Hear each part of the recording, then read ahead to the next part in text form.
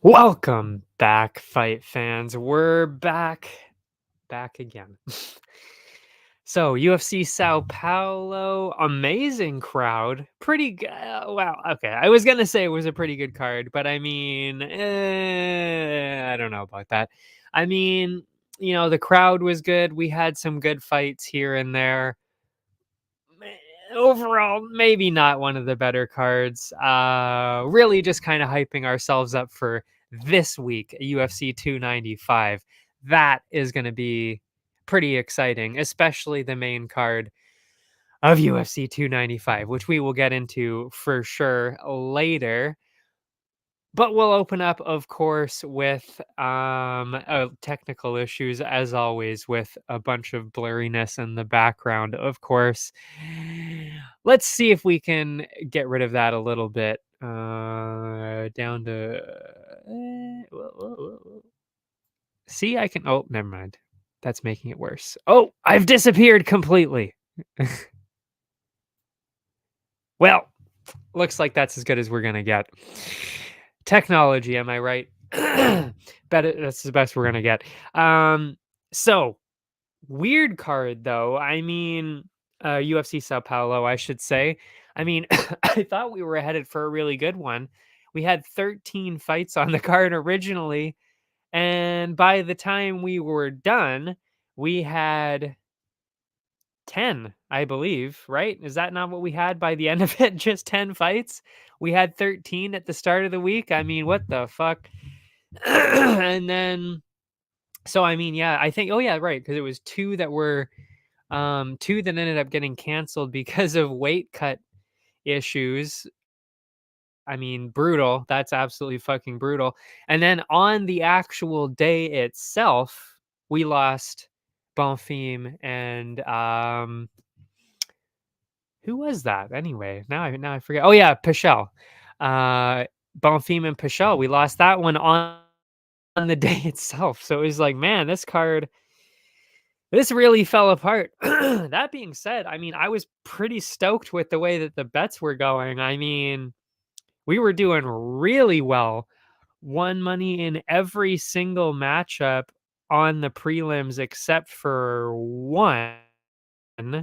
Oh, actually, oh yeah. Yeah, except for the one which had the sniper pick.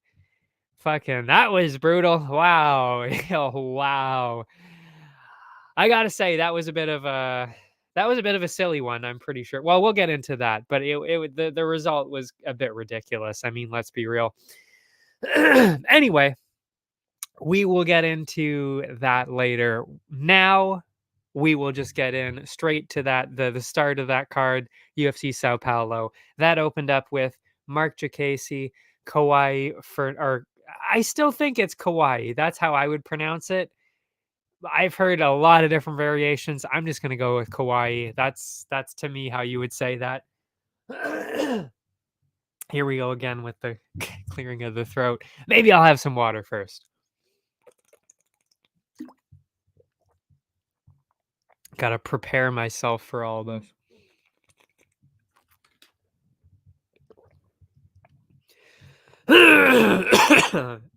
Definitely should have pressed it for that. Okay. We're back. So, Jacasey, Fernandez. I opened up, and I said this last week.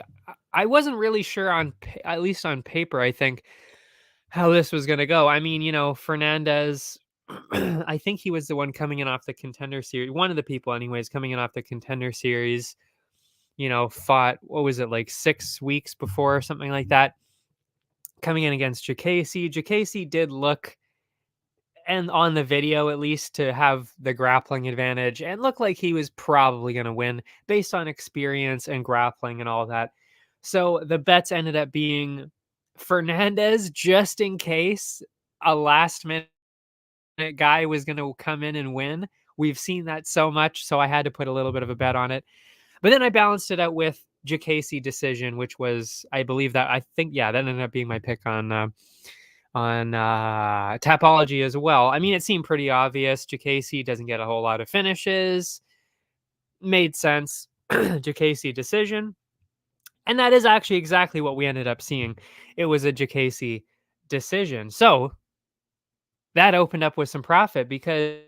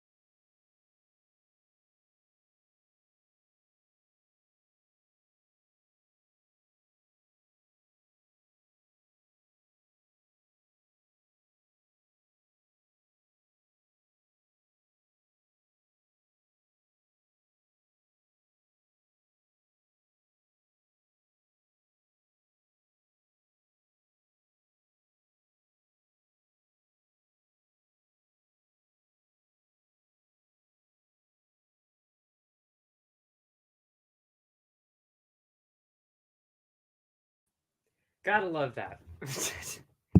Gotta love the Wi-Fi cutting out. Again, cannot fucking stand technology. I can't wait to be 10 years in the future where all this bullshit doesn't exist. Okay, so we are moving back on to Fernandez Jacasey. I know that's where I got cut off. Okay, so plus 150, Fernandez. Those were the odds. We took that. And then we took Jacasey decision. That was also at plus 150, coincidentally. And that does cash in. So that gives us 2.5 units, 2.5 minus 2. That's half a unit of profit right there. Boom. Love it. And as for the fight itself, I mean, I wrote here it was pretty close on the feet, but the grappling of Jacasey, which we thought was going to be somewhat of an issue for Fernandez, that did end up winning him the fight. Not very exciting for the most part. The crowd was definitely loud, but definitely not happy about the grappling. Yeah. As soon as there was a lot of grappling going on, boo. Yeah, a lot of that. Jacasey actually then wobbled him in the third. Seemed to win all the rounds. Ended up being a split decision. That's right. That is absolutely criminal, for real. Like, I mean, seriously? I thought he won every single round. 29-28 seemed to be pretty obvious at the very least. I don't know how that ended up being a split decision. I was worried about the rest of the night right there because that's honestly absurd. That is ridiculous. But I mean, regardless of what would have happened, actually, we would have made the exact same amount of money either way. We would have gotten, because it was plus 150 on either side. So regardless of which way that split decision would have gone or could have gone, we would have gotten it anyway. But still, it's kind of like that shouldn't be happening out there. Then we had the ladies, Eduarda, still strange name, but we're gonna go with that's her name. So Eduarda Mora or Maura possibly, and Montserrat Ruiz. I thought this was gonna be a little bit closer. I mean, only on the submission defense part of it because oh, that's right. She actually did end up. Oh, that's right. This played out perfectly, exactly the way I thought. Never mind. I take that back. It went out exactly the way I thought it did, except for maybe a little bit faster. Um, Maura, absolutely fucking massive. Absolutely massive in comparison to Ruiz. I mean, she's big for the division in general, but I mean, it was pretty silly to see. I mean, it was like, okay, this is not even the same weight class at all, which meant that my grappling idea, that was obviously exactly what was going to happen. And it actually did go exactly the way I thought, which was Ruiz was going to be able to stop the submission attempts, but wasn't going to be able to stop the ground and pound or the grappling, really. And yeah, that's exactly what happened. That first round, I mean, probably a 10-8 grappling, subs, ground and pound. Yeah, probably a 10-8. And then the second round goes in there, gets the ground and pound. Easy, easy stuff. And it was easy for us too. I mean, easy money there. Maura KO, that's what I put the money on. And then I put it on over 2.5. Like I said, just in case Ruiz was able to withstand all of that and get to the decision, the over 2.5 made sense. So you do the math 2.87 minus 2, because the KO, like I said, was at 180 plus 187. At least I think I said that. That's what it was at anyway. That's 0.87 units of profit. So already we're 1.5, almost 1.5. I mean, we're rounding up a little bit, but almost 1.5 units of profit in those first two fights. So I mean, we're killing it already. I was pretty happy with the way it was going. I was a little bit nervous about the way this next one was going to go. I'll admit, on paper, and when I posted it, I was like, "Oh man, I hope she can get it done here. I hope I don't look like an idiot again here." Angela Hill, Denise Gomes. I said this last week. Yes, Gomes of course has a chance, but I mean, I didn't think the odds were completely fair based on everything that we've seen from both women. I mean, we haven't really seen Gomes in any kind of test, in any kind of fight like that was actually kind of difficult. We haven't really seen that yet. And Angela Hill is really only in difficult fights, and we know how she reacts to difficult fights. And that is, she never gets finished. She might get beat up quite a bit, but she doesn't get finished. So that was kind of interesting on paper, at least to me, because yeah, we hadn't really seen how Gomes was going to react to somebody like that. And we also saw, if you watched, I forget which fight it was, but Gomes, maybe struggled a bit with a higher pace person, especially if they threw some grappling in. That's why I thought Hill had a pretty good chance in this. And that's why she ended up being the top dog of the week. I posted that on Friday. I usually post it on Friday. I hope I posted on Friday. Um, I posted, well, anyway, that was the top dog of the week. So that was my underdog of the week right there. And guess what? She got it done. She got it done. That's actually, by the way, if you look at the underdogs that I've picked for this series or whatnot, we've gone technically it's 3.5 out of 6 because there was a push in there. We'll just say it was 3 out of 5 because we won't count that push. That means nothing. It didn't even happen basically. So we'll call it 3 out of 5. So 3 out of the 5 underdogs have cashed in so far. That's Hill, Nate Manis, and Mateusz Gamrot. Three of our 5 underdogs, our top dogs so far, have cashed in, which means we are in the green, way in the green actually, for our top dogs. So that is very nice to see. And like I said, we cashed in another one right here with Angela Hill. She was at plus 130. I guess that's not really insane now that I'm looking at it, but still, plus 130. Okay. I cashed that in nicely. On the other side, just in case, I knew Hill, well, at least she shouldn't have been finished at any point.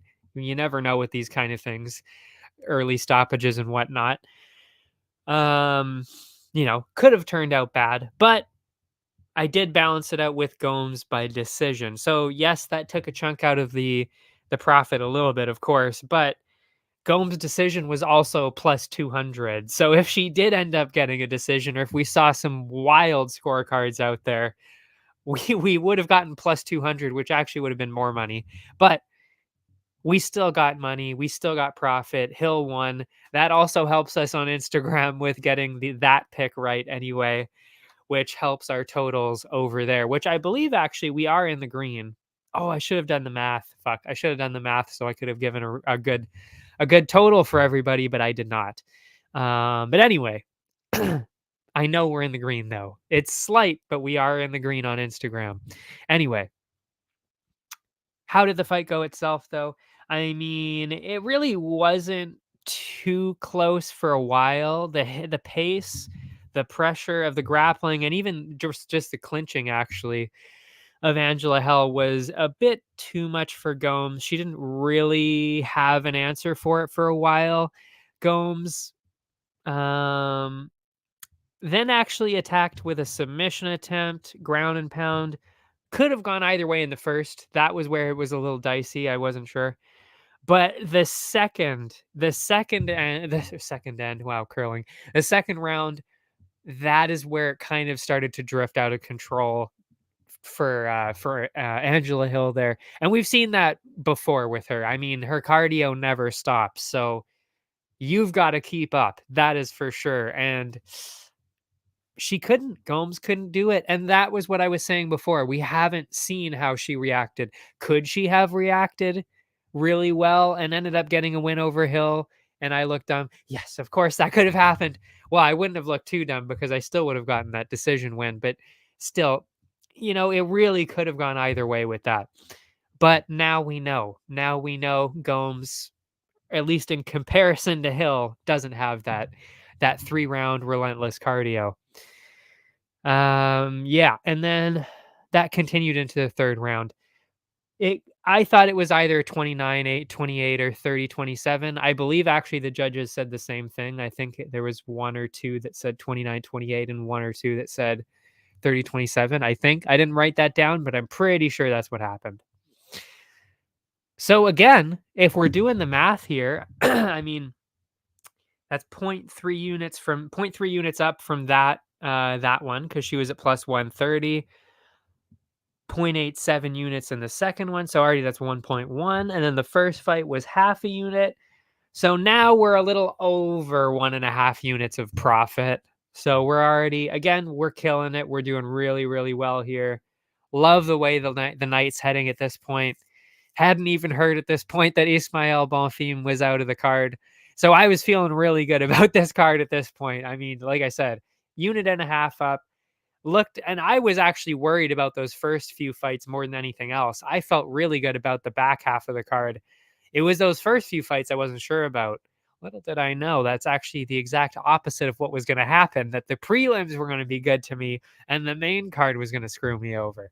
I had no idea, but I was about to find out. Well, not quite in the next one, but the next one was Petrino Bukowskis. This, I thought on paper actually, and even just watching, I figured this could have gone one of two ways. This was either going to be Bukowskis surviving, making it to a decision, and possibly even winning a late decision because that's kind of what he does. or it was going to be Petrino getting a wild KO. Were really the only two options for me, and that is actually exactly why I made the bets I did. It was Petrino by KO. That was the one bet, and then on the other side I had over 2.5. So like I said, just in case Bukauskas was as tough as he usually is, and even if he did get the win, the over 2.5 would have cashed in and we would have gotten profit either way. So I felt pretty good about this bet, and I guess I was right because we got profit again. Petrino by KO, that is what happened. So that was at plus 220. So we cashed that in, and plus 220, that is not a small number. That is a very good number. So that was some nice profit. And like I said, balanced it out with the over 2.5. That was at plus 105. So even if he didn't get the KO, we would have gotten just a wee tiny little bit of profit there. That would have been okay too, but thankfully we hit it big with a Petrino KO, which is 3.2 units. So 3.2 minus 2, that's 1.2 units of profit. And that is, I'll be more accurate in my notes here, that's about 2.5 units. 2.5 units up at this point in the card. So love where that's going. And as for the fight itself, I mean, it was kind of a weird one to watch, really. It was one of those ones where it's like, oh, this is going to be kind of boring. There's not really a whole lot going on. And then, you're like, whoa. Then the whole thing explodes. You're like, holy shit, that was insane. And this actually came so fast and so out of the blue, lol, pun intended. But it just came out of nowhere to the point where I looked away. I'm not even joking. For like 2 seconds, I literally looked at my laptop and he was already on the ground. I was like, what just happened? How did I miss that? That was so fast. How did I not see that? And I saw the replay, and the replay was absolutely incredible. I believe it was the left hook or something. I think so. Just drops him and just fell right away down, just out completely. I mean, it was that was unreal. It was amazing by Petrino there. Yeah. In the first round, I thought Petrino took it too, probably with the takedown there. Then in the second, like I said, slow. Then there was the counter hook, clean KO. Unbelievable. Wow. Petrino is something else. He really is. I mean, again, not the most elite competition yet, including Bukauskas, but still, he's obviously somebody to watch out for sure. Yeah. And I mean, he does have cardio too, because we did see that. I can't remember if it was last fight or the fight before, but we saw that he has cardio too. That is definitely somebody to look out for. So yeah, doing amazing in the card up until this point, 2.5 units up.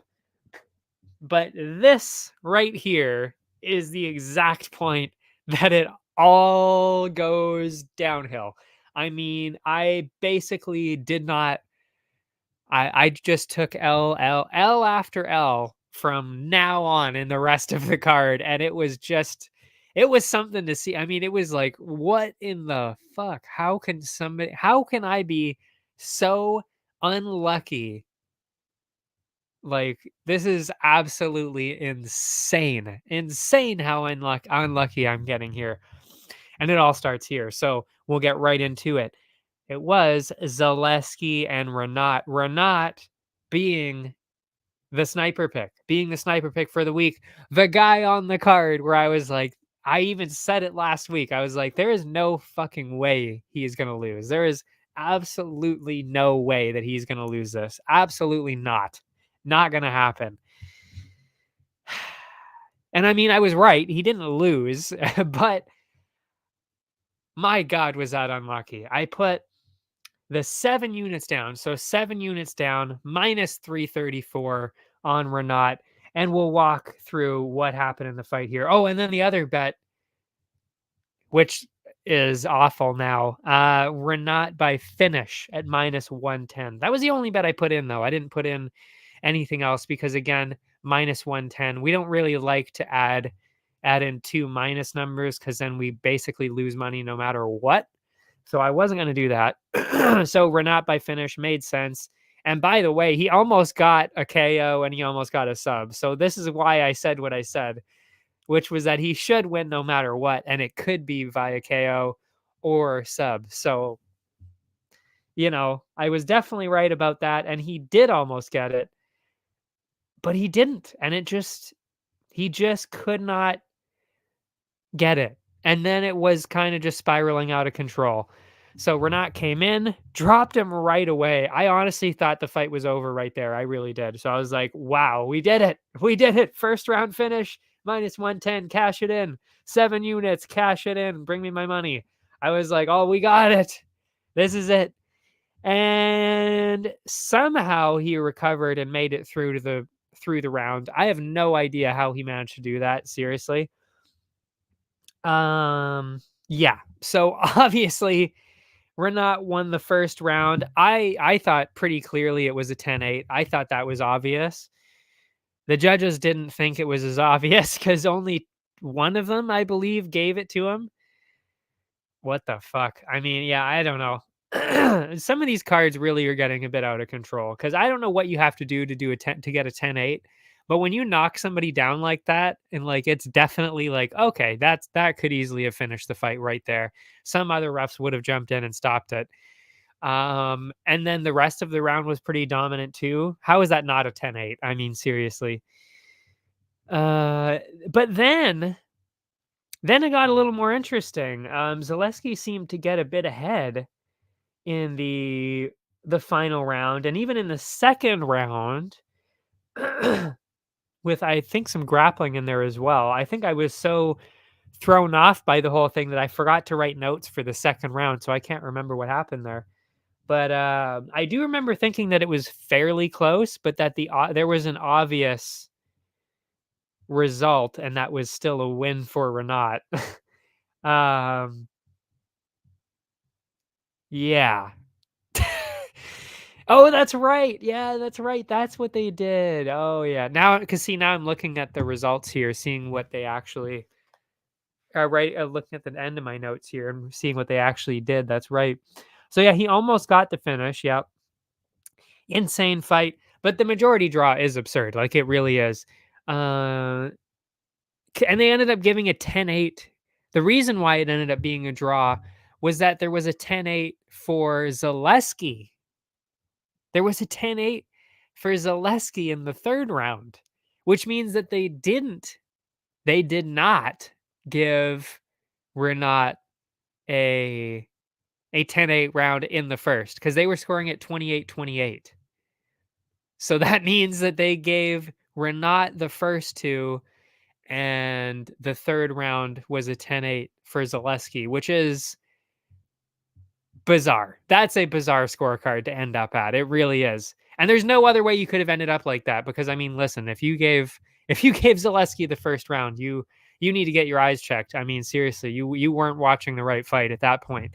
So that was fucking insane. So, but yeah, so that means that all three rounds definitely, I mean, all three judges scored the first round a 10-9 at the very least for Renat. I would say 10-8 was the obvious choice, but whatever.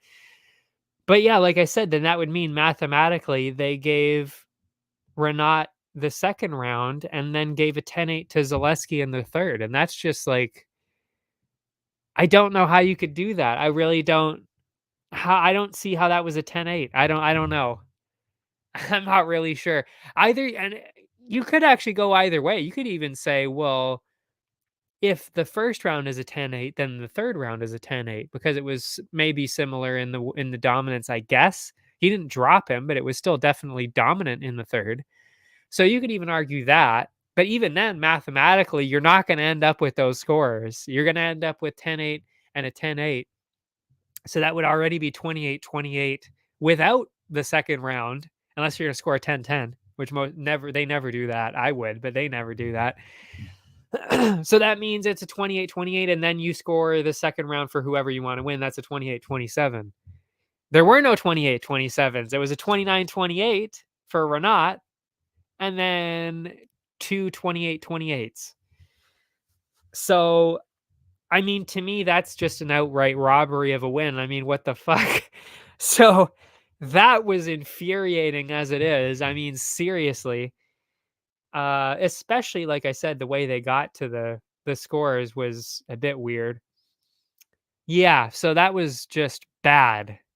And then, like I said, I mean, thankfully, Renat still got a draw out of it, so it wasn't like we got completely outright robbed of everything. It was just a push, but still, that was gonna be some good profit. That was over 2 units on Renat alone on the sniper pick. That's 2 other units I could have had right there. And also it would have boosted our parlays a little bit because we lost a little bit of profit on our Grand Slam because he was in the Grand Slam and he got a push. So it doesn't lose us the bet, but it does lower the amount of profit that we get. And of course, who else was in the Grand Slam? Ismail Bonfim. So that was also cut out of our Grand Slam. That's why I'm saying how we got so fucking unlucky. We really got extremely unlucky with the way everything turned out. Um, yeah. So we ended up getting the Grand Slam, but only 2 of the 4 people were cashed in because 2 of them were pushes. We had a pullout and we had a draw.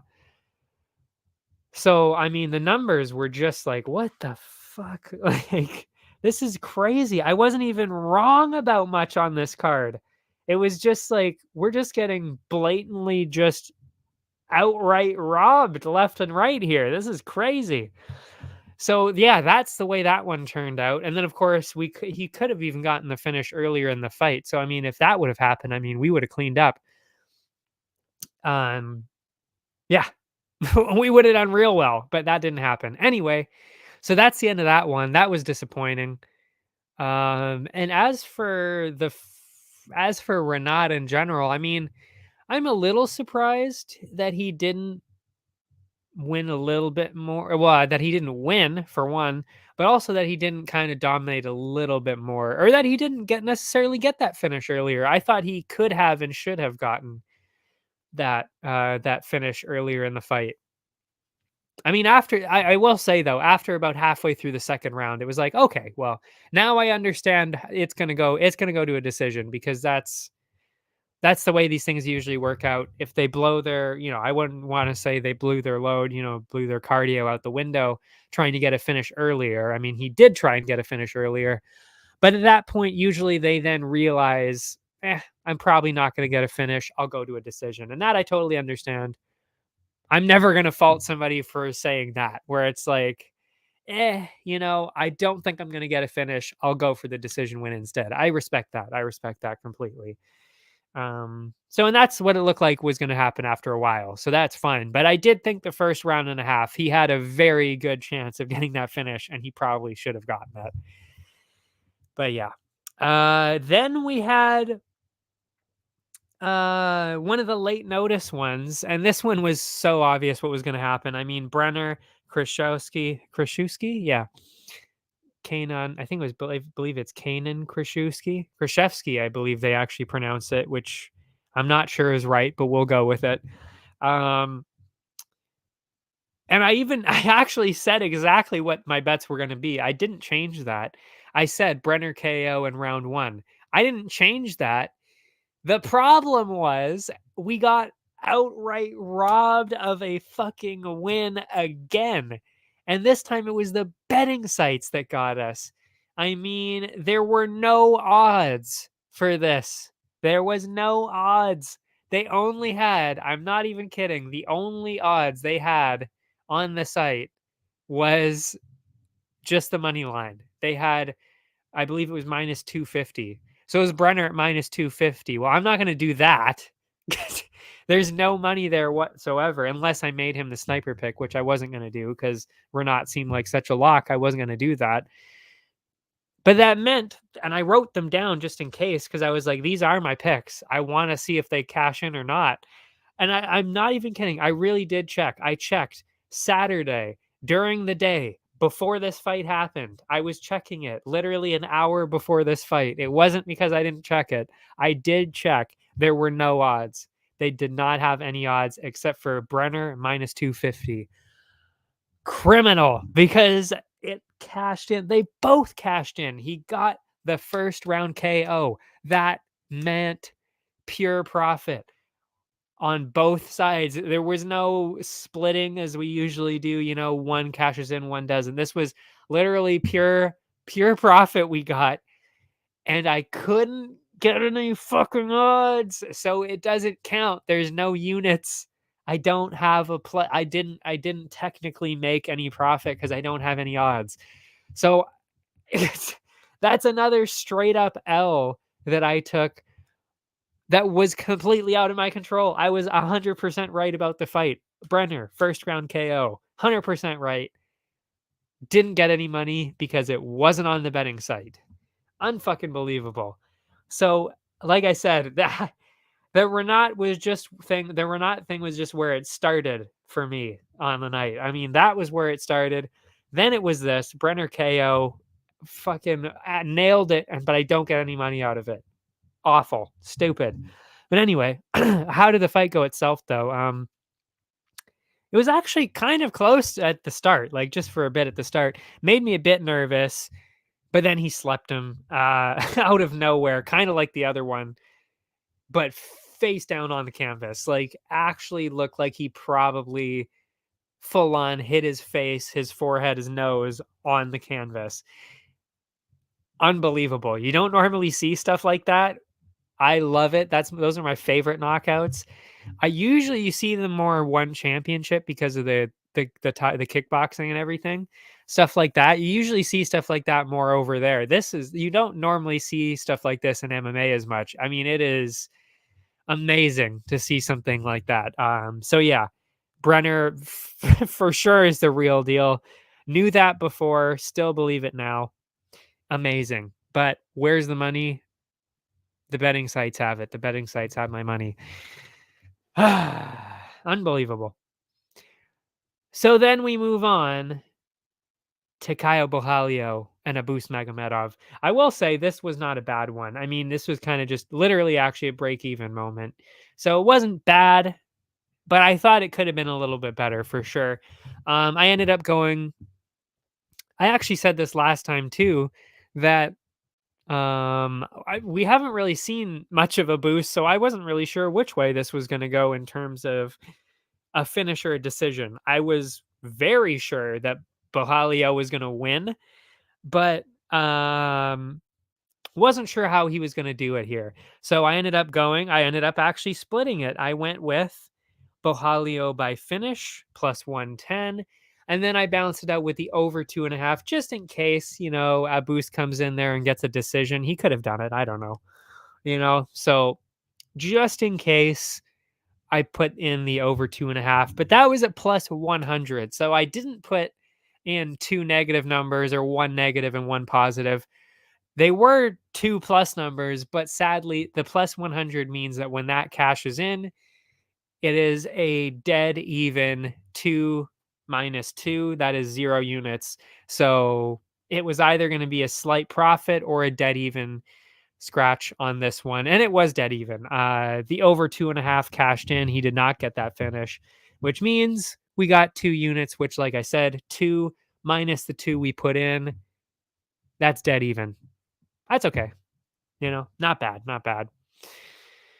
So yeah, that was a nice reprise, let's say. a nice break in between huge losses. Yeah. But as for the fight, not really much from either side. Maybe Kyle landed a bit more early. There was a bad eye poke again from a boost, though. I mean, what the fuck is with this guy and eye pokes? I mean, he destroyed Sean Strickland's eye in their fight, and Sean Strickland managed to get through it and win. Pretty brutal eye poke in this one, too, if I'm being real. I mean, like, that was actually a really bad eye poke in this one, too. Kaio did manage to push through it, though, and he also got the win. So fuck you for poking people in the eye. You're not going to win out of it. How dare you do that in the first place? But yeah, seriously, though, stop doing that. That's kind of fucked up. Like, I mean, seriously, like 2 fights in a row in the first round and it's really bad. That's a pattern at that point. Like, that's not like, Oh my God, I never poke people in the eye. I can't believe this is happening. This is like, oh, I'm starting to lose. So I'm gonna poke this guy in the eye. That honestly is what it seems like. It seems like he's getting outpaced and then he slows the other guy down by poking the other guy in the eye. I don't know if it's on purpose, but it definitely seems like at the very least that he's getting a little bit tired and lazy already in the first round. So he doesn't remember that he has to watch his fingers and then pokes the other guy in the eye, which isn't good. That's actually really not a whole lot better than doing it on purpose. Is being tired in the first round and then doing it by mistake like that every single time. That's really not a whole lot better. But yeah, so bullshit right there. Second round just as close. Maybe Kaio again. Some uncalled eye pokes again later in the fight from a boost. I mean, seriously, this really is a trend. I mean, that's seriously some bullshit right there. Fuck anybody who does eye pokes in general. Like, it's really not that hard to not poke somebody in the eye. Seriously, like you could literally just have a fist like this the whole time. You could even actually hold it like this. I know the gloves are a little harder, but there are certain ways to hold your hand consistently that mean that you will not poke somebody in the eye, or they could just get new style of gloves. I've heard multiple times that I believe Trevor Whitman, I think, or whatever his name is, I think it's Trevor Whitman anyway, Usman's coach. He's got some good gloves that prevent that. I believe they actually, it takes force for them to expand their fingers in those ones in his gloves, whereas the UFC ones, they're actually more so keeping your hands open, which is probably not the right way to make gloves. But anyway, regardless of that, seriously, that's fucking ridiculous that you multiple times poked Kaio in the eyes. I mean, again, it's like it's just bad. Points taken away. Fucking ridiculous. Anyway, but then Kaio ran away with it in the final round. He also almost got a KO. I was actually pretty surprised that Kaio didn't get the KO. Abus wasn't defending at all. He was actually literally, and he did the same thing against Sean, which is why Sean got a KO, because Sean's not a KO guy. So yeah, he was quitting with Kaio too. I mean, he was literally walking backwards, shelling up, not even facing. He was like this basically, and like shelling up and falling down. I mean, that if I ever saw that in a fight in front of me, I don't know why I literally have no idea why you would not just start hitting him and get a finish. I mean, like, I understand when it's like, oh, is he actually hurt or is he not? When the body language is a bit confusing, but when it's like literally they are falling over, running away from you, not even facing you, like that kind of shit. Come on. That's a finish waiting to happen. And you hit him quite a bit. I mean, he was wobbling all over the place. So I don't really understand why he didn't go for a finish there, but there we are. Yeah, so I think he could have gotten the finish and we could have cashed in a little bit more, but whatever. It is what it is. We still got the win. Kaio still got the win, and he's still rolling. And he's still looking pretty good. I still think he really is a guy that's going to be, I think, a title challenger eventually. I don't think he's there yet, and I think that this fight was made that pretty obvious. And I think all the other fights made that pretty clear too. He's not ready for like a title shot or anything. I don't even think he's within 2 fights of that. I think maybe 3. Maybe more depending on what he does in those, but yeah, I think at least 2 or 3 before he gets any kind of even hint at a title. But very much is within that conversation for sure. Then we had the rematch that nobody asked for, especially on the main card, and that was Nascimento and Mays. Again, I thought as soon as this fight started, I was like, "Oh, we're gonna cash this in again. Like we're looking really good here. I actually think we're gonna cash in both of these bets." It was looking really good, and those picks were Nascimento finish not a KO, not a sub, just a finish. And then under 1.5, because their last fight ended before 1.5. Most of their fights have ended before 1.5. It seemed pretty obvious that that was the way to go with it. So that's what I did. I did under 1.5, Nascimento finish. And like I said, we were getting it. He was getting a KO in the first round, Nascimento. It really was not even close. I thought he was going to get the finish for sure. Mays pieced up quite a bit early, wobbled multiple times. Surprised he made it out of round 1. That's what I said here. I mean, it really was like, okay, well, we're going to get our round 1 finish here. Bring us back into the green. We're going to be happy about this. It's going to be great. Actually, we were still in the green at this point, by the way. Oh yeah, what? Oh yeah. I should actually say, after the last fight, I want to remind people, we were actually 2 units up still. So we weren't even losing at this point. Actually, it was more like probably 1.8, 1.7, but still rounding up, whatever. It's about 2 units up. Yeah, because like I said, we didn't lose any money. I mean, we won the bets on Brenner and Krzyzewski, so that wasn't a loss. We lost the Renat one, but we didn't lose the sniper pick, so that was a push. But we did lose the Renat by finish one. But that's only 1 unit down. So like I said, we were 1.8 units up at this point. So we were still making money with three fights left. 3 fights left, we were still making money. And it was looking great because, like I said, I mean, look who was left on the card. We had Gabriel Bonfim in the co-main still left, and Almeida in the main. I mean, you got to think I was going crazy at this point on this card, thinking, wow, I absolutely fucking nailed this. I destroyed this card. And then, like I said, those last 3 fights came along, and that was it. And that just drilled us into the dirt. It was insane. And that really the beginning of the end was right here, was this fight, the Mays and Nascimento fight. Because like I said, he was so close to getting a finish multiple times. I thought it was inevitable. I thought he was going to get it for sure. And then I even thought at the start of the second he was going to get it because of what happened in the first. So I was like, well, this is great. I mean, we're going to cash both of these picks in and that'll be it.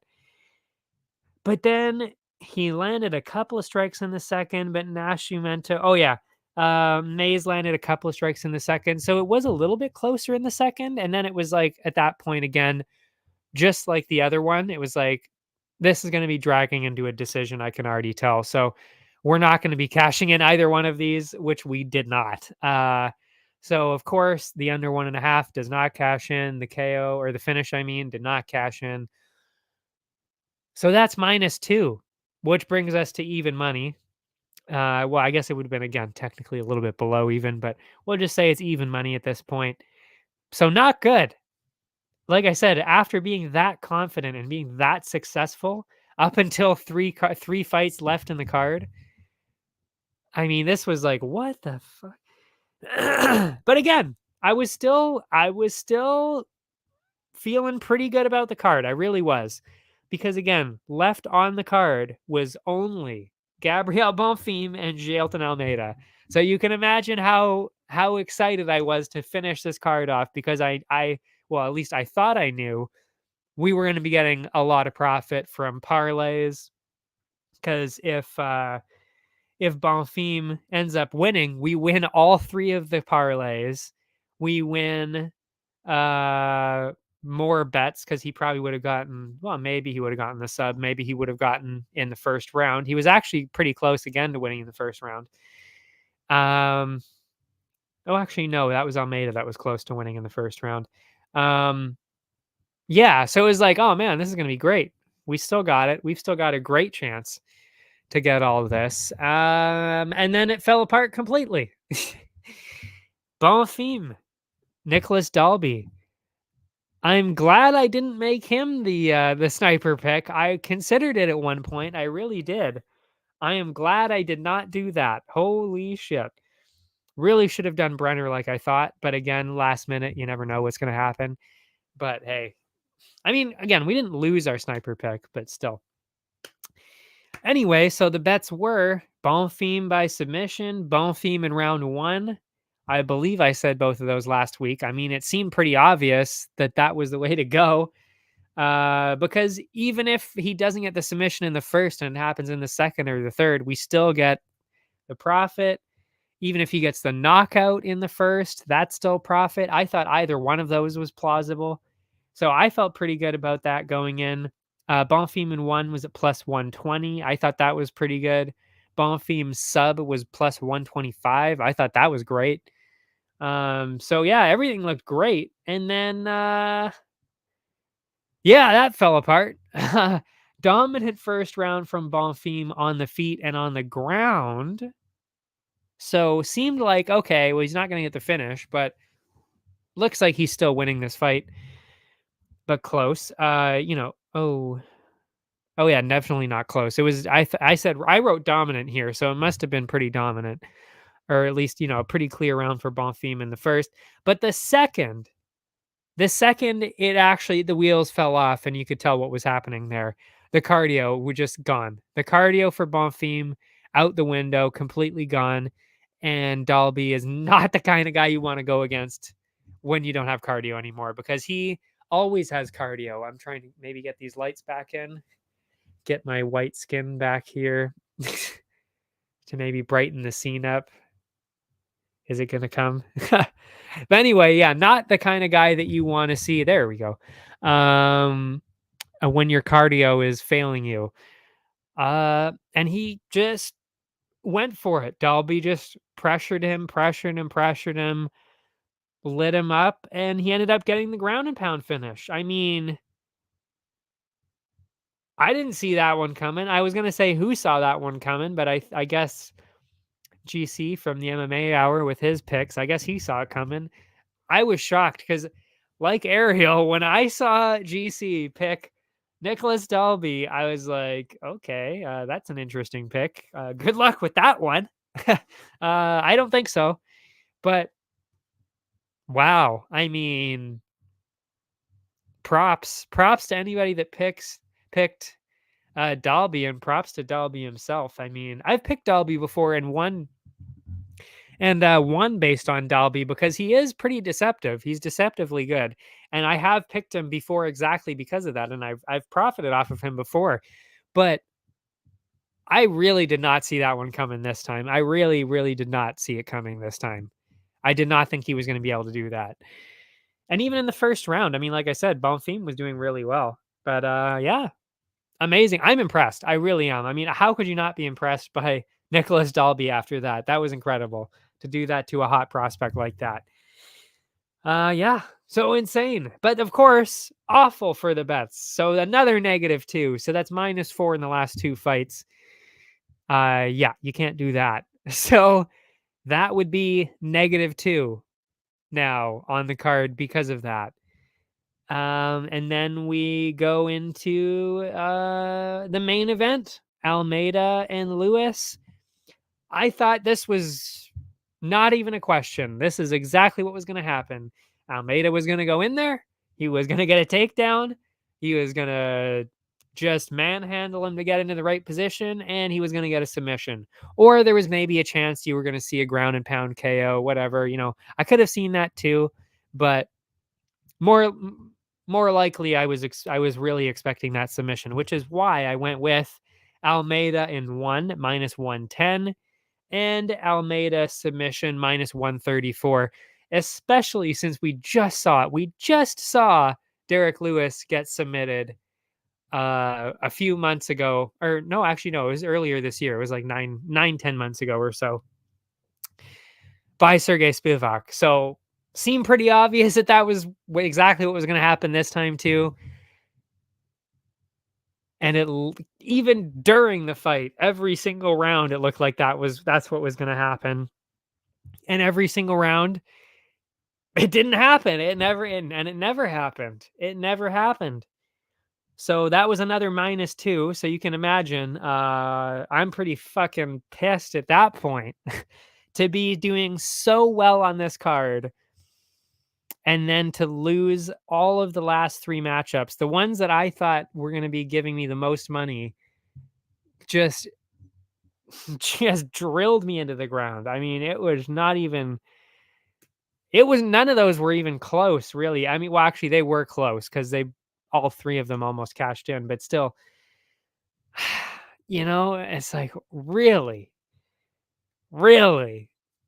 Um, but yeah, I mean, now we're done talking about these bets. Well, I mean, we'll talk a little bit more about the parlays and the actual totals of everything. But in terms of that fight, that was a weird one. I really gotta say, like, that was pretty weird to watch, I gotta say, because Almeida has looked unstoppable on the ground before, and Lewis has looked like he can't compete on the ground before. And to be honest, didn't really look like he was competing on the ground this time either.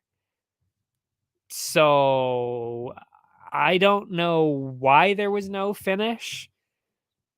I just don't, I honestly don't even understand, because it's not even like you can say, oh, it's because Jailton was, Jailton was trying so hard for the submissions and all that. And blah, blah, blah.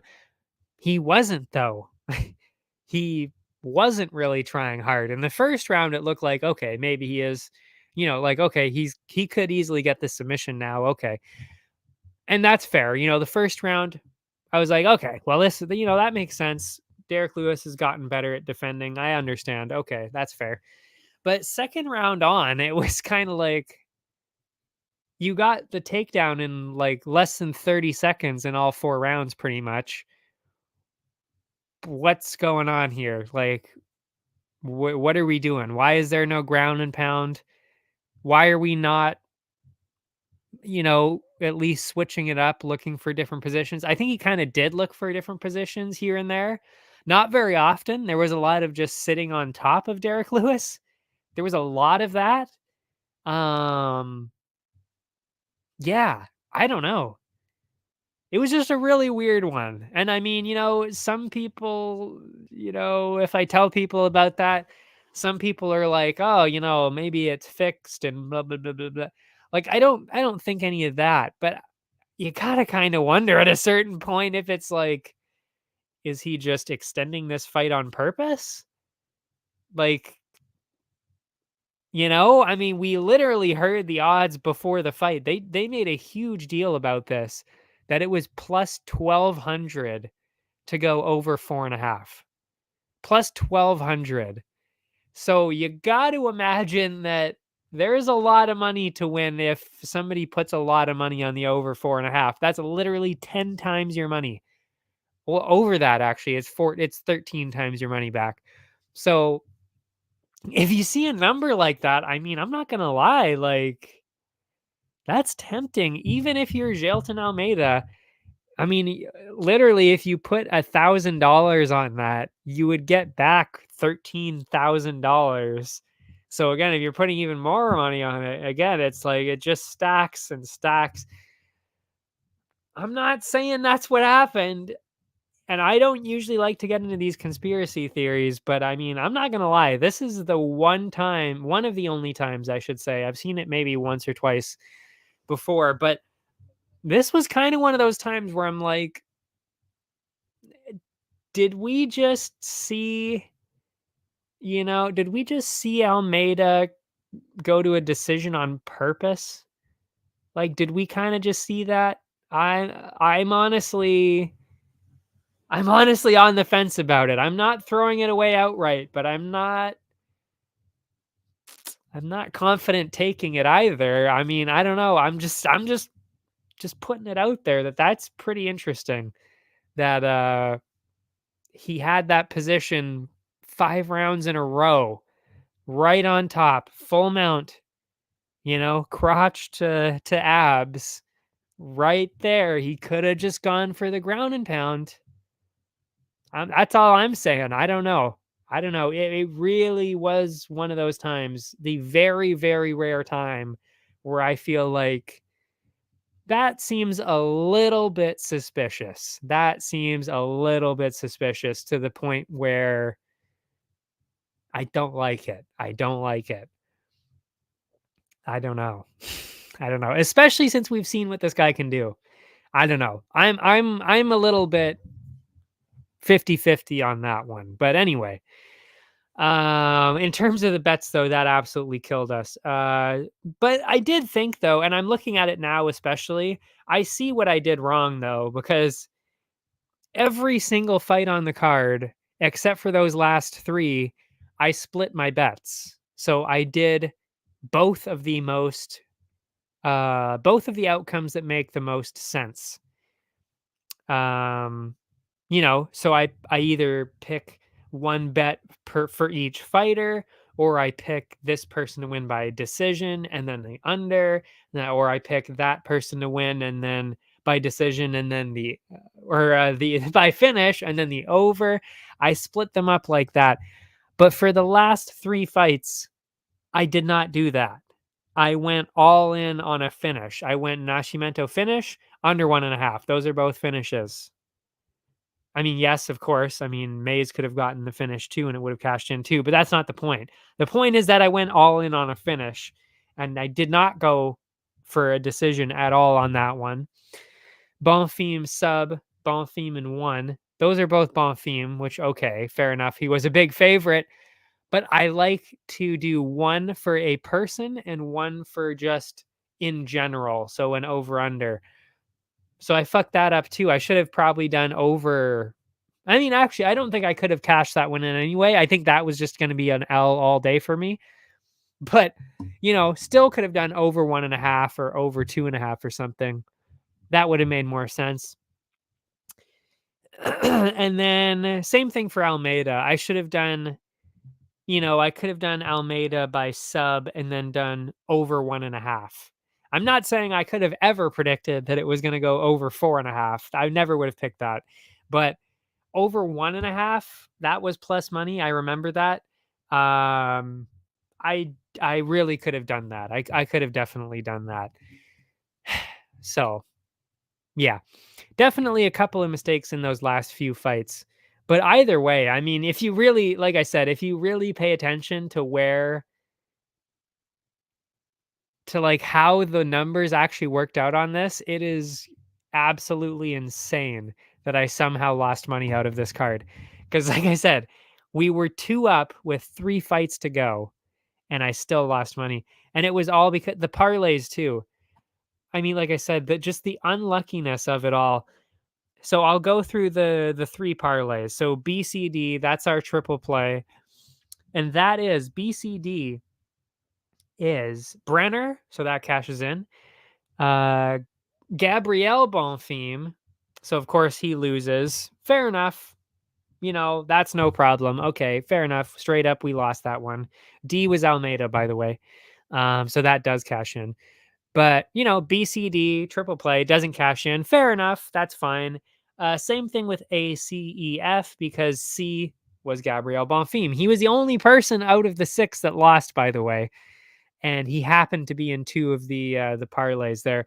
So lost that one as well. And then the Grand Slam ABDE does cash in, but like I said, 2 of them were gone. So Renat was a draw, so that's a push that is eliminated from the odds of the parlay. Bonfim, Ismael Bonfim, I should point out, that was canceled, so that is also a push, which means that is also subtracted from the odds, which just leaves B and D, which is Brenner and Almeida. And that's it. That is all we had at the end there. And I did not calculate what those new odds were, so I don't actually even know what the profit on the Grand Slam was. I actually don't know what it was. I can't imagine it was very high. If it was minus 250, I should actually write that down.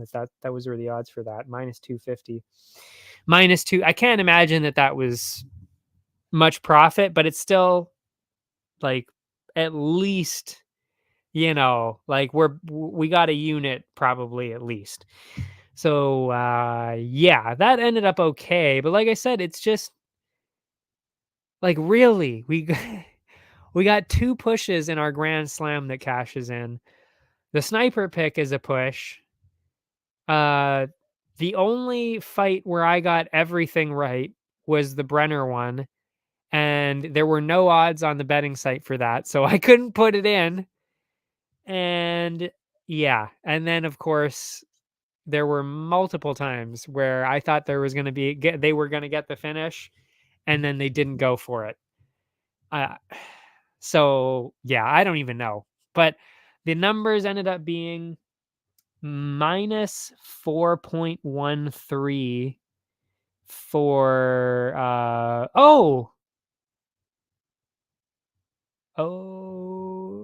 oh yeah, no, never mind, that's right. Yeah. So negative 4.13 for the top half. Those are the individual bets. I mean, I don't even know what to say, but like there's nothing I don't even know. Like considering we were 2 units up. We were 2 units up with 3 fights to go, and that's what ended up happening. Minus 4. What the fuck? And then the parlays minus 2. Well, actually, technically not minus 2. It's probably about -1 because I know that we probably doubled the money of the Grand Slam. It would have been pretty close anyway to double the money. So yeah, it's probably like -1.1 or -1.2 or something. Again, I'd have to calculate the odds to get the true numbers, but yeah. Which I will do because again, I do keep track of the Instagram ones very carefully. So yeah, that was it. So I'm glad that's over now. But yeah, that was one absolutely brutal card. I don't even know how else to describe that because it was just the unluckiest things that could have possibly happened all happened. I don't even know. So we'll just move on from there and go to UFC 295, which I am very excited for. And I actually feel once again pretty good about these picks. I actually feel pretty good. I mean, by the way, actually, this is what I mean by I did very well on this card. I really did do really well on that Brazil card. I really did. I came in what place did I come in on Tapology here? I got 8 out of 10 right, which is technically 9 out of 10 because one was the push with Renat. So technically it was like 9 out of 10. Only got the one wrong, and that was Bonfim. I came in, nah, it wasn't that great. It was 98th place on Tapology. So top 100, obviously not my best, but still, I mean, it's top 100 out of I don't even know how many thousands. Usually they have like 3,000 or so. So, I obviously did really well. I won every single one of my games that I was in, except for one where I came in second. So obviously I did really well on the card. I did really well with the picks. It's just like, I truly don't know how else I could have gotten unlucky with that card. Like everything bad that could have gone wrong pretty much did. So what the fuck was I supposed to do about that? I don't know. So yeah, I mean, hopefully it just works out better this week. That's all I can say because my picks were amazing. I don't even know. So yeah, I don't know, but I feel good about these picks this week too. I really do. And I gotta say, I'm seeing a lot of underdogs. I am seeing a lot of good underdogs on this card. I think this card is going to surprise a lot of people, I really do. And we will get into that right away. I don't like doing those ads anymore. I mean, I don't even know if they give any money to anybody. I don't even know if we're still sponsored by them. I don't know anything about anything anymore. I'm just doing whatever the fuck I want to do.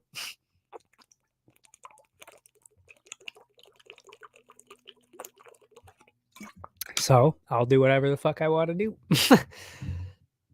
which would be getting into it right away. Dennis Bazookia, Jamal Emmers. I don't really think this is all that close. I mean, and the odds kind of suggest that as well. Bazookia won on the Contender Series. I thought he got a contract. Maybe he didn't, because then he ended up having 3 fights outside of the UFC after that. So I guess he didn't have a contract, but I was pretty sure when I watched him that he did, or at least I thought he deserved one at the very least. I don't know. But anyway, he got 3 wins after that. Then he came in, Sean Woodson, lost there. Fair enough. I mean, Sean Woodson's a pretty tough task, but Jamal Emmers is even better. So yeah, I don't think this is going to go well for him. And as for Jamal Emmers, I mean, he beat Hussein Ashkabov and then split decision loss to Jack Jenkins, which, if I'm being honest, it shouldn't have been a split. I mean, Jack Jenkins definitely won that fight, but either way, I mean, it was still a good fight. He was pretty competitive, clearly. But yeah, and I don't think Bazookia would last anywhere near as long with Jack Jenkins. So yeah, I think Jamal Emmers is definitely the way to go with this. And from what I can tell, doesn't seem like Bazookia is much of a finisher, especially at UFC level. Same with Jamal Emmers. So I think really the only way to go with this is Emmers by decision. And if you look at the odds, because if you look at the odds, I should say actually, it's minus 260 for Emmers.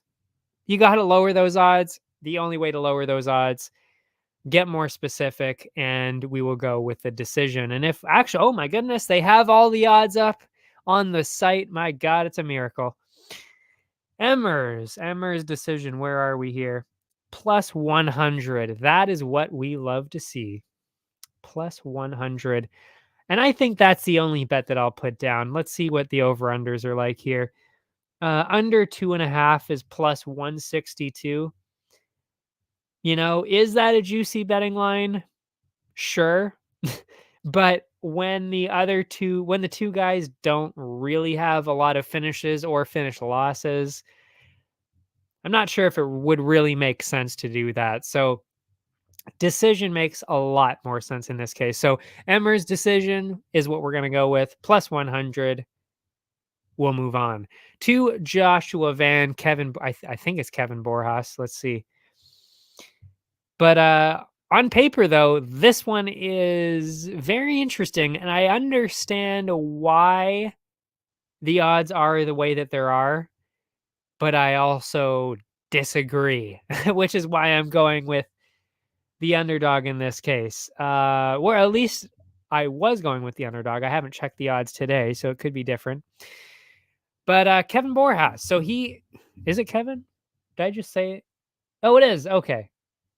Yes, Kevin Borjas. Thought I said it wrong again. Kevin Borjas. So Victor Diaz, this was 3 months ago now on the Contender Series. That's when he fought. Looked pretty good, actually, if I'm being real. I mean, he was definitely one of the better ones on the Contender Series this season. Good win. Victor Diaz, decision, decent.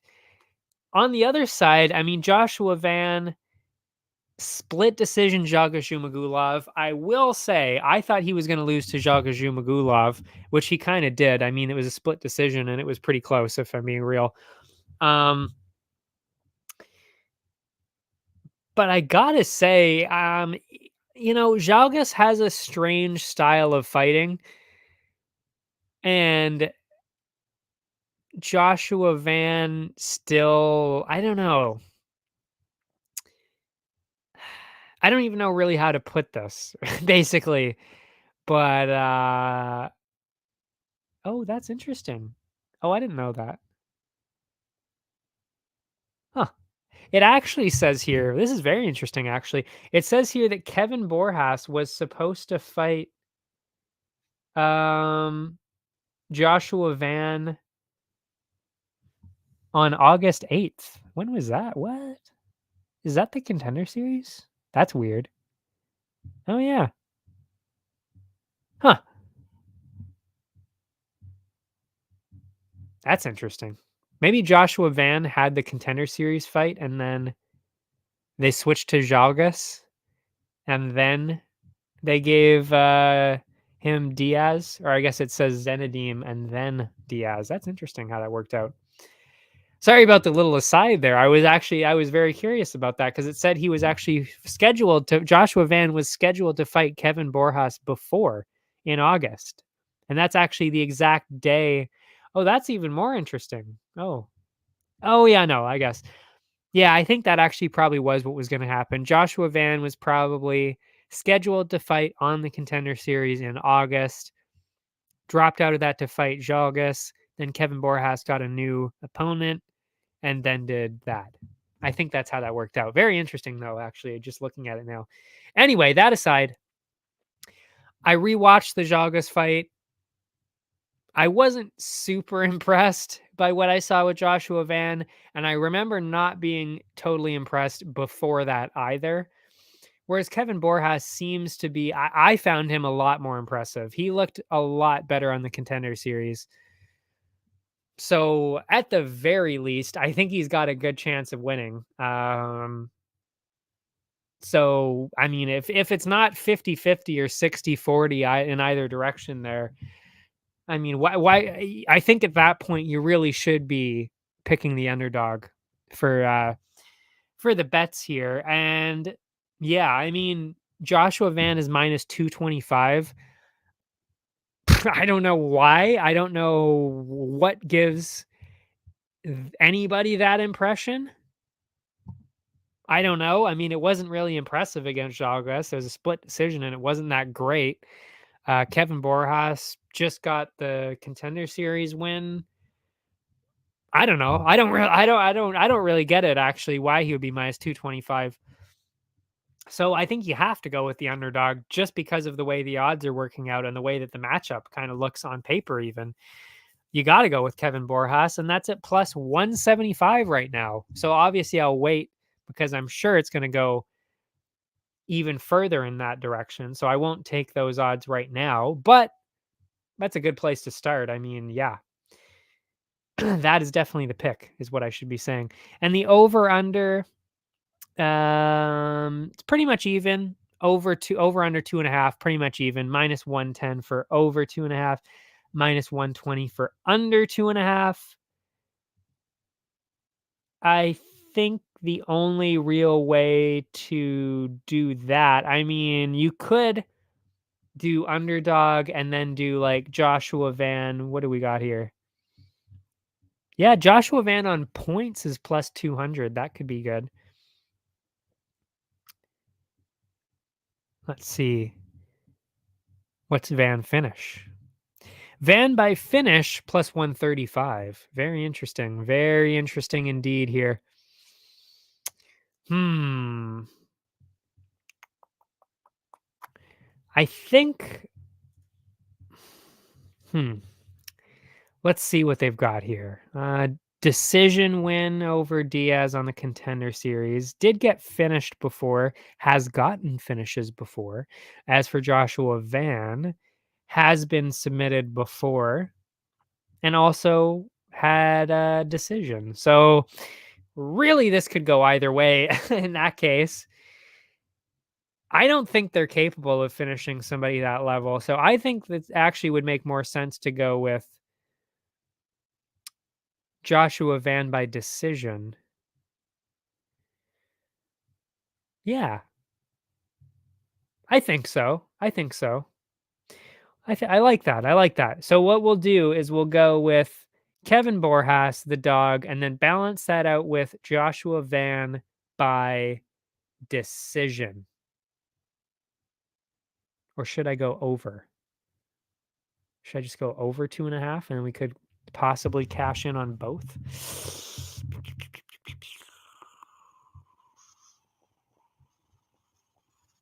No, this is both plus money, so I'll go with it.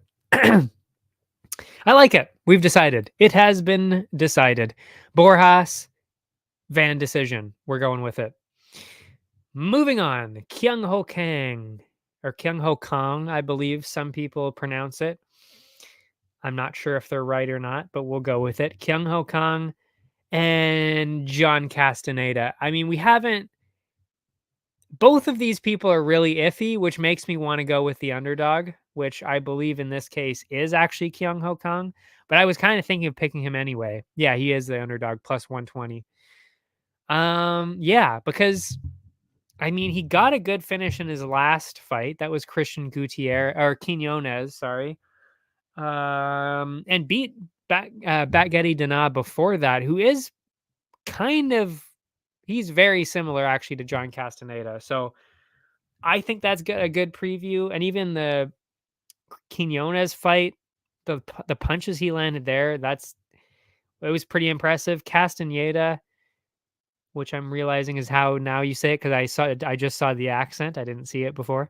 Um, did beat Muin Gafarov.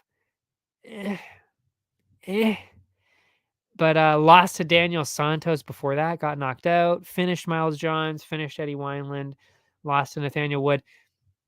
I mean, it really is very, very close on paper. But I will say, when I was watching the tape, Kyung Ho Kang standed out a little bit more. He really did. He was just bigger. He landed pretty big shots. Got the experience too. So I'm going to go with him. And like I said, it does seem kind of 50-50. So already you should be leaning towards the underdog anyway because of the statistics of everything. That would be the way to go. So I think that's definitely the way you got to go with it, is going for Kyung Ho Kang. But in terms of the second bet, what do we have here for the over under? The over is being heavily favored. Under is plus 162. I mean, that might be a good idea. Because they both had finishes, I think, in their last fight. Let me see that again. I know Kyung Ho Kang did. Okay. I mean, he has a couple of finishes. Not much of a finisher though. Castaneda has been finished, has finishes, but also a lot of decisions in there. Man, that is a tough one. That is a tough one. Well, let's see what we can get out of this. I mean, if we do... Oh, okay. They don't have other odds. They don't have specific odds for specific kinds of finishes.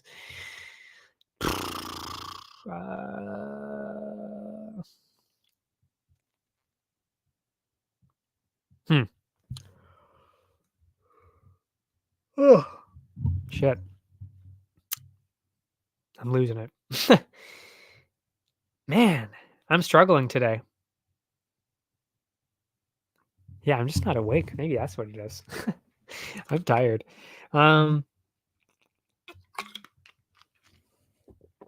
That's a tough one though, because they are both pretty tough.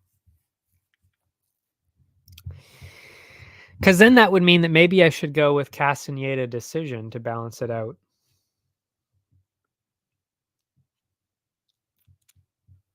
Maybe not a bad idea. I'll pencil that in. So as of now, the picks for that are Castaneda by decision and Borjas. I mean Kang, King Kong.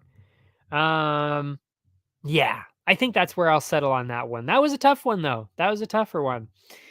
Next one, not really so tough. It is Mark Madsen and Jared Gordon. Why they keep saying Mark O. Madsen on the broadcast, I have no fucking idea, but it was kind of annoying to watch, to be honest, because I watched, I think, 2 of his fights, or maybe even 3 of his fights, and they could not stop saying it, and it is nowhere to be found. I don't even know why. Oh, okay. His middle name is Overgard. So Mark O. Madsen. But that isn't his last name, though. His last name is Madsen. So fucking drop the O. I don't know. It's just weird. Mark O. Madsen. He's not Irish. Like, what are we doing here? Yeah. So anyway, as for Madsen, lost to Grant Dawson, and that's the only loss he's had in the UFC. Grant Dawson. And we just saw, well, actually, we just saw that he's maybe not the best striker, Grant Dawson, but the grappling of it, very impressive. And he did make it to the third round against Dawson like that. But he was getting out wrestled by him. As for Gordon, I mean, as for Gordon, I mean, We all know his last fight. That was the oh, actually, no, his last fight was Bobby Green. That was the accidental clash of heads. Before that, that was the Paddy fight, the one where he definitely won 2 out of those rounds and was robbed of the decision. But whatever, we're still a little bit salty about it, but we'll let it go. By the way, that is almost exactly a month away from being a year since that happened. That's crazy that that was Paddy's last fight, and it's been almost exactly a year. And of course, he's fighting on the next pay-per-view, which is almost exactly a month from now. So he will not have fought for almost a year. Crazy stuff. Anyway, that was that one. And from what I saw in that fight, I mean, can he do some damage to Madsen on the feet? Maybe. I mean, I think it'll be close on the feet, but I think just the size. Madsen is pretty big. He's pretty big, and he uses it well with his grappling, the wrestling, the Olympic wrestler there. He is called the Olympian. That is his nickname. I think that is where that's going to come in handy. He is going to use his size to do that. And I mean, he honestly didn't really even look that impressive against Paddy. I mean, some of it was impressive, but most of it was just like Paddy doesn't have striking defense. That's really what I was watching. That's kind of really all that was. But the grappling wasn't anything to write home about. So I think Madsen has a pretty good chance of winning this. So I got to go with Madsen. And again, that's another underdog. Plus 162 Madsen is at. That's why I'm saying, like, the underdogs are really looking good. Already, 3 out of the 4 people that I picked tonight are underdogs. So, I mean, I think we're definitely gonna get at least a couple of these right, I'm sure.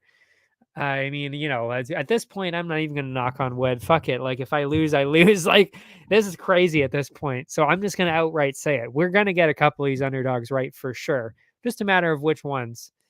And yeah, this is a pretty good one. I think Madsen has a very good chance. Gordon minus 200. I don't know what he did to deserve that. I really don't. But we're going to go with it. We're going to go with the underdog, Mark Madsen. Oh, yeah. And the over under.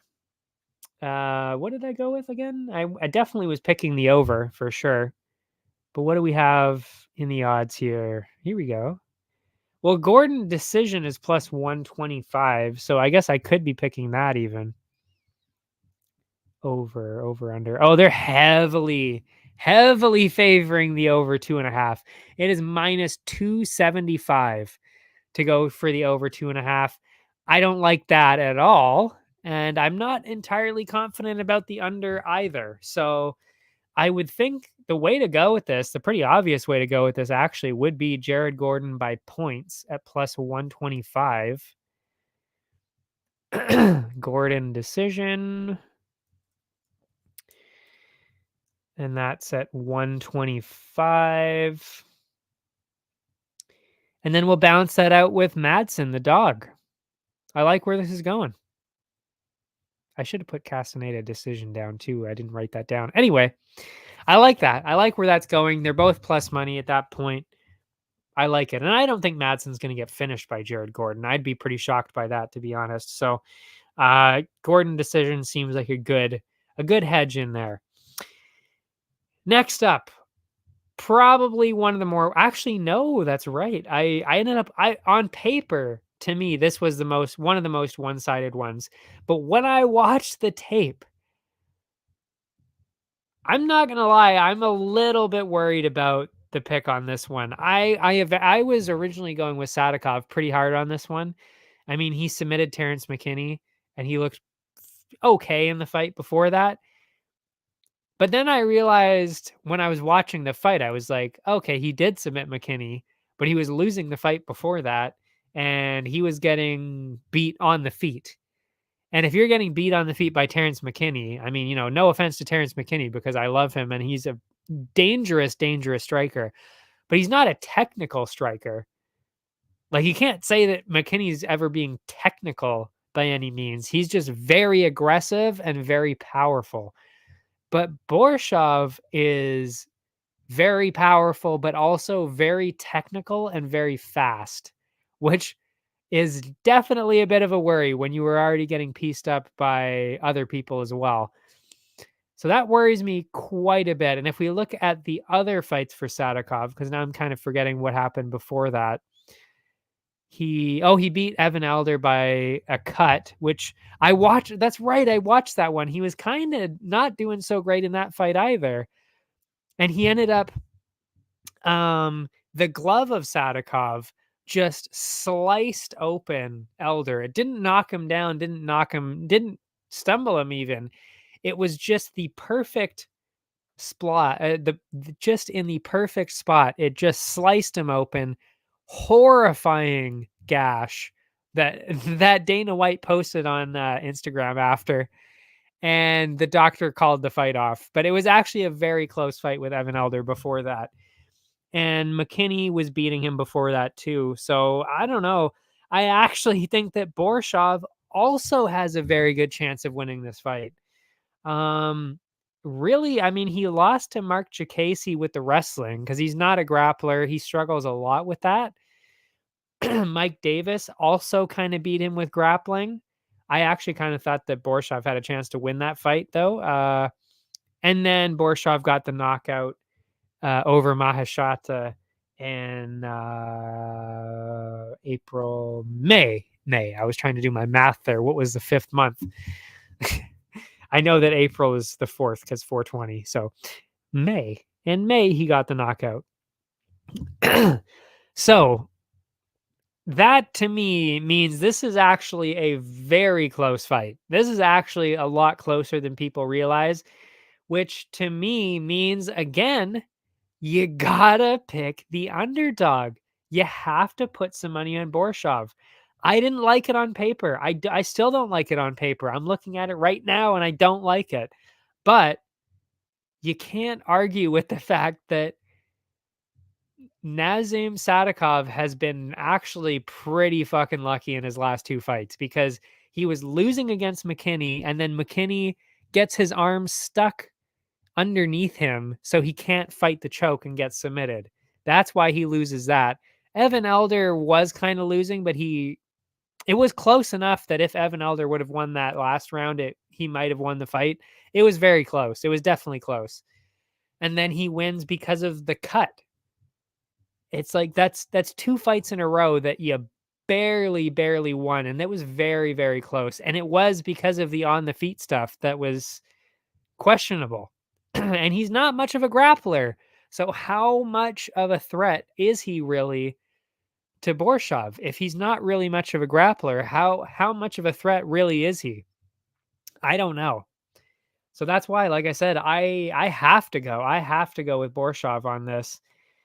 And then I'll balance it out by taking Sadikov. Well, actually, maybe hold on a sec. We'll look at the over under. The over 2.5 is plus 115. They've all got only finishes. Both of them, I should say, have only finishes in the UFC, win or loss. Oh, actually, no. The Mike Davis one, and oh yeah, actually the Jacasey one was a decision too. I take that back. Never mind. I don't know. Has Sadikov ever been? But he never did get knocked out. He was submitted. I did go with a decision on this one, I think. Yeah, but I could see Sadikov getting a finish too, though. That's the problem. No, I'll go over 2.5. I think that's the way to go. Over 2.5 is at plus money. I'll take it. I will take it. Especially since what we've seen in these recent fights. I mean, even just what we literally saw in the Brazil one. Sometimes, I mean, with Almeida especially, sometimes it really does just go longer. It just does. So, I mean, going for the dog, that's plus money. Over 2.5, that's plus money. I think we've got a pretty good chance to get some money going here. I think that's the way to go with it. But that was a little bit more of a complex one. The next one, this is where I stopped. I haven't watched the tape for anything after this, except for the main event. I did watch tape for the main event because I really needed to see for myself what I was going to pick here for that one. The other ones, I don't think I'm going to change my mind about anything except for the co-main, which truly I have no idea. I have absolutely no idea what I'm going to do for the co-main. I still don't. I really don't. And even actually the Andrade Dern fight, I'm a little bit on the fence about. But these next two, I have no question about. I really don't think it's even much of a conversation. Mateusz Rebecki against Roosevelt Roberts. I mean, are you trying to finally end Roosevelt Roberts' career? Like, this is a kind of a ridiculous matchup. I mean, I guess I kind of understand why they're doing it, because nobody wants to fight Rebecki, and Roosevelt Roberts, he's been in the UFC, he was on Tough. They want to give him another opportunity. Okay, I understand. But I mean, this is not going to be close. Robeschke, I've already said before, he really does look like he is a wrecking ball. He just goes in there, walks forward constantly, runs forward on almost sometimes, and just throws. He is an absolute, he's not like Trevor Peak level of insanity, but he's more dangerous than Trevor Peak and more well-rounded than Trevor Peak. That's the scary part of it. So I don't really think this is going to be close. I would imagine that this is going to be a finish. But Roosevelt Roberts, I mean, actually, yeah, he did get knocked out by Bahamondes in 2021. So there was that knockout. And he did get armbarred by Jim Miller. But usually he's in decisions. Decision on the Ultimate Fighter. I almost said the Contender Series. Ooh. So decision on the Ultimate Fighter, which I guess was probably a 2-round fight anyway. It probably wasn't even the 3-round. Oh, it was a split too. Yeah, I think that was a 2-rounder. And he lost to Hubbard. Knocked out by Bahamondes, like I said. Yeah. No. I think you got to go with a finish for Robeschke. And then if we go towards the odds here, what do we have? What do we have here? Robeschke minus minus 650. So yeah, he is definitely a big favorite. Oh, no. No odds. They do not have any odds yet on the site for over-unders or any prop bets. So all I have is that. So I'll just stand by what I am pretty sure is what's going to happen, which is you got to go with Robeschke, probably KO, I would assume. Robeschke KO. And then maybe under 1.5. We'll see if there's a betting line for that. I'll pencil that in, because if they think, I just have a feeling that they think it's going to go longer, just because of the fact that Roosevelt Roberts has been in decisions recently, and Robeschke also has been in quite a few decisions recently. I think they'll probably favor the over a little bit. So I'll go under 1.5. I think that'll be plus money no matter what, and I feel pretty good about that. But yeah, as for the other bet, like I said, I think KO is the way to go because it rhymes. No. I think it's the way to go just because subs are harder to achieve. He's not really much of a submission kind of guy. He doesn't really go for grappling as much. He's, like I said, more of a wrecking ball anyway, which is more conducive to a knockout. So makes more sense to go for Robeschke knockout. However, if that is not plus money and the sub is, I might change it to submission. We'll see. But I think that those will be the picks. Under 1.5, Robeschke KO. Moving on to, I believe we are on the main card now. Let's see. Nope, not quite. This is the last prelim now coming up. Oh, no, there's 2 more prelims coming up. But this one's, well, actually, I wouldn't say it's I wouldn't say it's obvious because it's actually going to surprise some people, maybe. But it's Tabitha Ricci and Lupi Godinez, my favorite. Well, not necessarily my favorite, but she is one of my favorites. Actually, I like both of them, to be fair. But Lupi Godinez, definitely special place in my heart because she does, or used to at least, train in Vancouver. Now she seems to be training more in Mexico, with the champ Alexa Grasso. But I mean, you train in Vancouver, Langley. I believe that's where she was training. Um, that's cool. I love that, of course. And I mean, you also got to love the ladies that want to fight 3, 4 times a year. I mean, you never see that. You never see that, especially from the women. You don't normally see that. And usually it's usually actually not because they don't want to. It's because the UFC doesn't give them enough fights. But they do give Lupi Godinez fights. She fights a lot, and I love that. Anyway, enough propping up Lupi Godinez. Actually, I will prop her up one more time because guess what? She's my pick. She's my pick here. Lupi Godinez. And I believe that's another underdog. Oh, actually, no, she's not an underdog. Really? She's the favorite in this one. I'm not going to lie. I'm a little surprised she's the favorite in this one, but I think that's fair. I think she's clearly should be the favorite. I mean, just even based on size, I remember thinking this every single time I watched Tabitha Ricci. I'm blown away by the fact that she can still win fights the way that she does because she is so small. I'm not saying she's even not good. I think she is good, obviously, clearly. I mean, she beat Jillian Robertson, who I thought was actually going to beat her. I picked Jillian Robertson on that one. But got it done, got the decision done. And it was really more so about positioning and control than anything else, which I was a little bit worried about with Jillian Robertson. And I'm not worried about with Godinez because Godinez can strike, she can grapple, and I honestly think she can actually do both of those better than Tabitha Ricci. Ricci, again, very short. And ironically, for a name with Ricci, she has a very short reach. Very, very tiny reach. She's called Baby Shark for a reason. I mean, she is very small.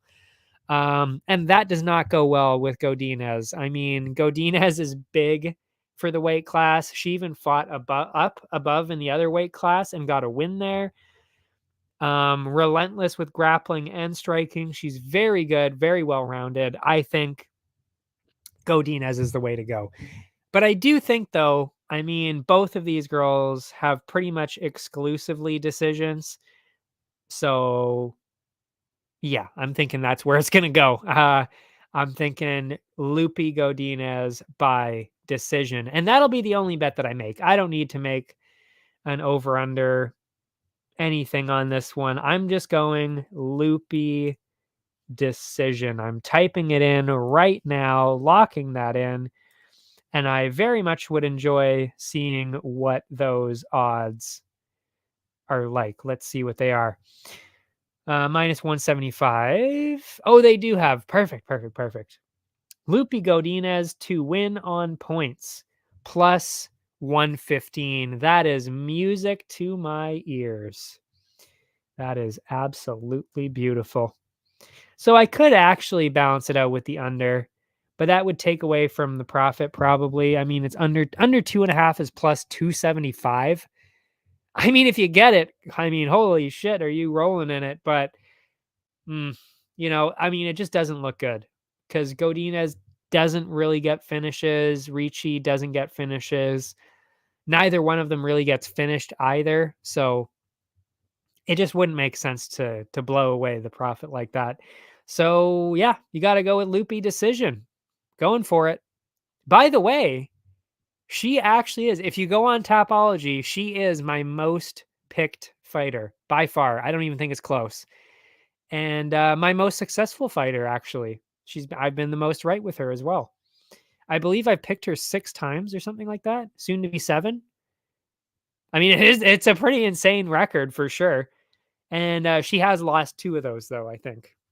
So yeah, she's my favorite fighter to pick, and she continues to be my favorite fighter to pick because, like I said, I will be picking her again. Anyway, love it. Moving on, Steven Ursig. The big surprise of whatever card that was. Hopefully, I can find out what card it was here. Let me see. Was it a pay-per-view? It was a pay-per-view. Oh my God, it was UFC 289 in Vancouver. What am I talking about? It was right here in my backyard. David Dvorak, that was a win by decision. I mean, again, I've said this before, like, I don't want to sell him short. I never really thought David Dvorak was that great, but I still thought he was going to beat a debuting fighter in Steven Ursig. But yeah, the fact that he couldn't do that, and the fact that it honestly looked like Ursig was the one who was ranked in that fight. He looked like the UFC pro. I think he's got a very good chance of winning this fight. I mean, he has to be the favorite. There's no way he's not. As for Costa, I mean, he was knocked out by Amir Albazi. I remember that fight. Wasn't super close. Jimmy Flick, he finished, but Jimmy Flick, as we've discovered, and yeah, he's not that great. So not a great win there. Amir Albazi, I mean, he got finished there. I know Albazi is really, really good. I'm a fan, but not a great look. Especially a knockout. By submission, I understand, but knockout, meh. And yeah, I mean, Ursig, he's got a lot of submission finishes, but no real knockouts. So I don't think he's going to get a knockout. And Costa is also kind of a submission kind of guy. So I would be a little surprised if he got a submission either. That really only leaves a decision. So I think really the way to go with this would be Ursig by decision, I think. Ursig is minus 175. Oh, I love this. I love the way this turned out. Yes. Okay. Under 2.5 is plus 115. I will take that.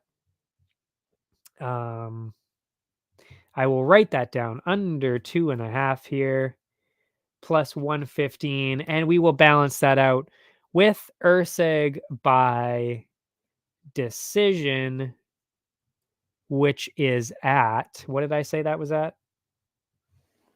Plus 200. Yeah. I think that worked out very, very well. I mean, if he gets a finish, we cash it in because it's under 2.5. If he gets the decision, it's plus 200. And if Costa wins, it would probably be by decision, or it would probably actually be a finish, to be honest. So that would be under, that would be good too. As long as Costa doesn't get a decision, which is plausible, I guess. But yeah, I'm feeling good. I'm feeling good about it. Feeling good. I need more space in my note here. I'm running out of room. There we go. Okay, so after Urseg, now we are on the main card, I believe, right? Yes, Pat Sabatini, Diego Lopez. I don't really think this is going to be that close of a fight. I'm just not sure if he's going to be able to get a finish because, I mean, Pat Sabatini, he's really hit and miss. He really is. Because sometimes it's like, wow, he's really good. He's done so well. Like, wow, he's dangerous. Like top 15. Okay, fair enough. But then sometimes it's like, man, you really actually don't look as good as I thought you did. And that was obviously really noticeable in the Damon Jackson fight where he got finished in a little over a minute. But wasn't hugely impressed with the Lucas Almeida win either, though. Triangle choke win round 2. I don't know. I wasn't hugely impressed by what I saw. Diego Lopez, on the other hand, holy shit, that was one hell of a debut. That was that loss to Ievloyev earlier this year, where kind of looked like Ievloyev was actually going to lose on 2 separate occasions. Thought he was going to get knocked out. Thought he was going to get submitted. I was very worried about Movsar, and that is the only time I have ever been worried about Movsar Ievloyev in the fights that I've seen him in. I've always thought, okay, he's going to easily win this, and he does easily win this. This was the only fight I saw him in where I was like, what the fuck? What is happening? This is crazy. So yeah, I mean, this guy is the real deal for sure. Very dangerous on the ground. Very, very dangerous on the ground, but also does have knockouts. um, since Sabatini has been in grappling tournaments, he's also got the arm triangle in the last one.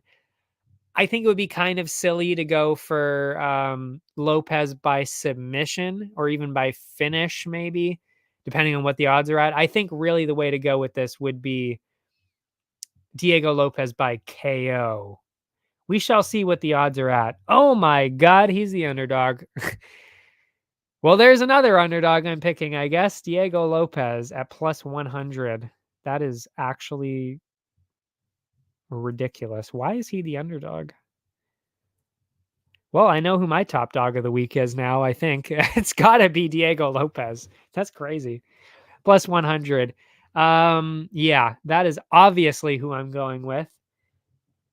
Even if it was closer, you got to go with Diego Lopez in that case. If he's the underdog. The over under. The over 2.5 is plus 130 right now. I don't mind that. But the under 1.5 is also plus 150. Ooh. This gets tricky now. Do I go for the under 1.5 or the over 2.5? Do I think there's going to be a decision or an early finish? Man. Well, both of Sabatini's last fights ended in less than 1.5.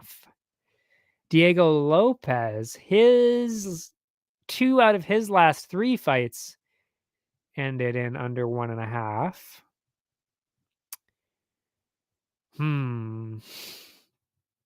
I think I got to go under 1.5. I think I gotta. Oops. Yep, that is the play. Whoopsie. 1.5. Here we go. I think that's the play. Because on either side, I think there could be a finish. Woo, I don't know, actually. I don't think Sabatini can finish Lopez. I take that back.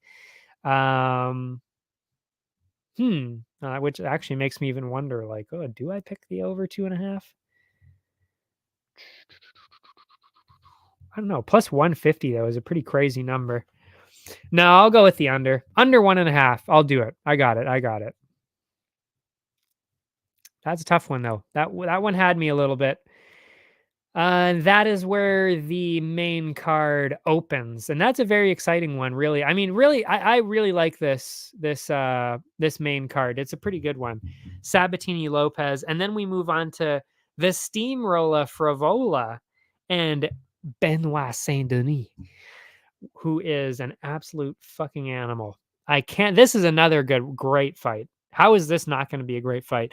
Benoit Saint Denis has yet to have a boring fight in the UFC, from what I remember anyway, off the top of my head. Frivola also kind of hasn't really had a boring fight either. So that's going to be good. First fight, Diego Lopez is always going to be fun. Then you got Andrade and Dern. That's always going to be fun. And then you've got the most fun fight of the year. Truly, this is the fight that I said was going to be the craziest fight of the year. If it happened, this is the craziest fight in my mind that was ever going to happen. And that's Pavlovich Aspinall. I didn't think it was going to happen, but here we are. Scheduled, confirmed, we're going to have it. Anyway, now I'm jumping ahead already. But yeah, this main card it's going to be good. That's going to be good. As for Frivola, I'm not going to lie. This is where I need to really watch the tape again, because I'm not hugely convinced on either side. I want to pick Benoit Saint Denis because it makes the most sense on paper. But man, I mean, Drew Dober getting knocked out like that was something else. That was something to see. So you can't discount that, but I will say I kind of agree with what Dober actually said about the fight, which is that Dober, he kind of ran in recklessly and got hit. Actually, no, that's right. No, that's what did he say? I think he actually might have said the opposite. I think he said he was being he said he doesn't do what he didn't do what he normally did, which is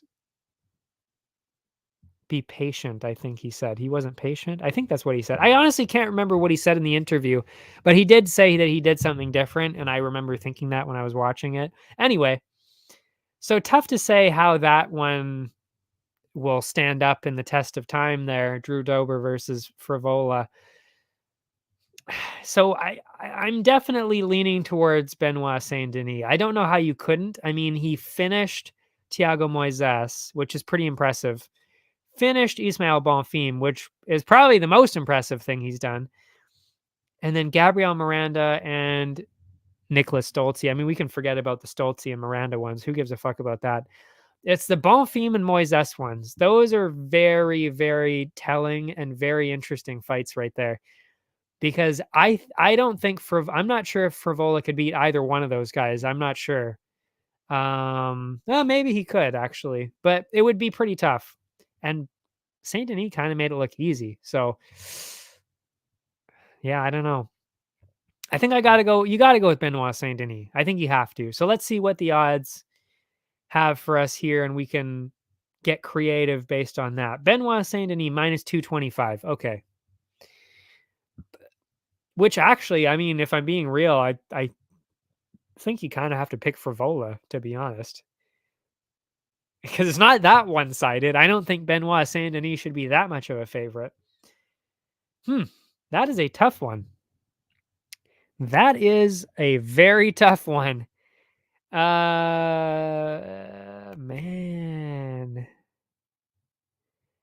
I think you might have to go with Frivola.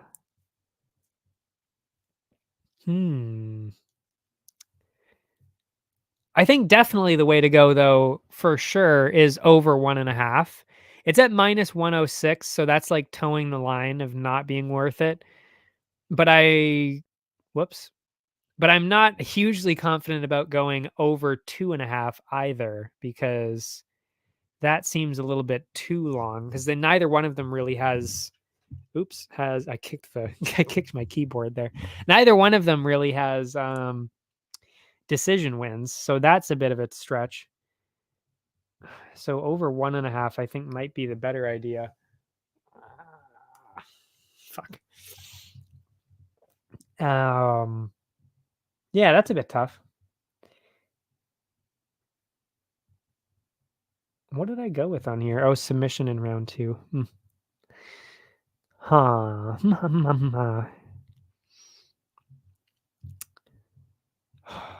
Yeah, that's tough. I think what I decided last night anyway, again, I didn't watch the tape for this.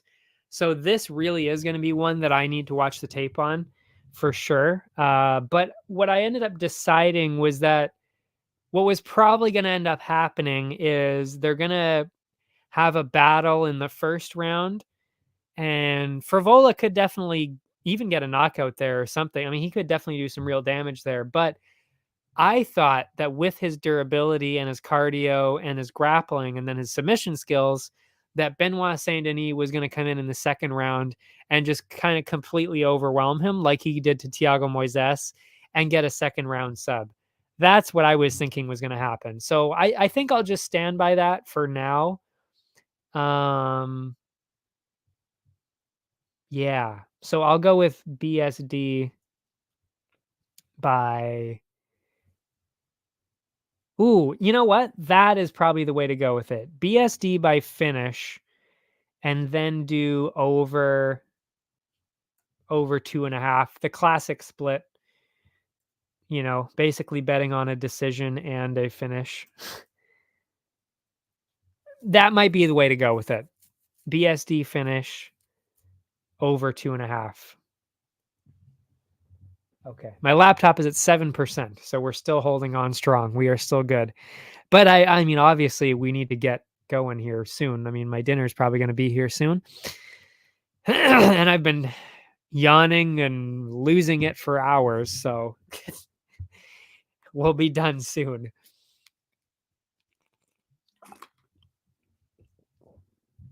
Okay, so next one up is, I believe is that the ladies now? It is. Jessica Andrade, Mackenzie Dern. This actually, I think, is another one I'm gonna have to really think about and really watch because this is a real tough one. This is a real tough one, especially on paper, but even honestly when you watch it. Because if you would have told me a year ago that Jessica Andrade would be on a 3-fight losing streak, I would not believe it. There is no way. I would never have believed that, especially not. I mean, Aaron Blanchfield, okay.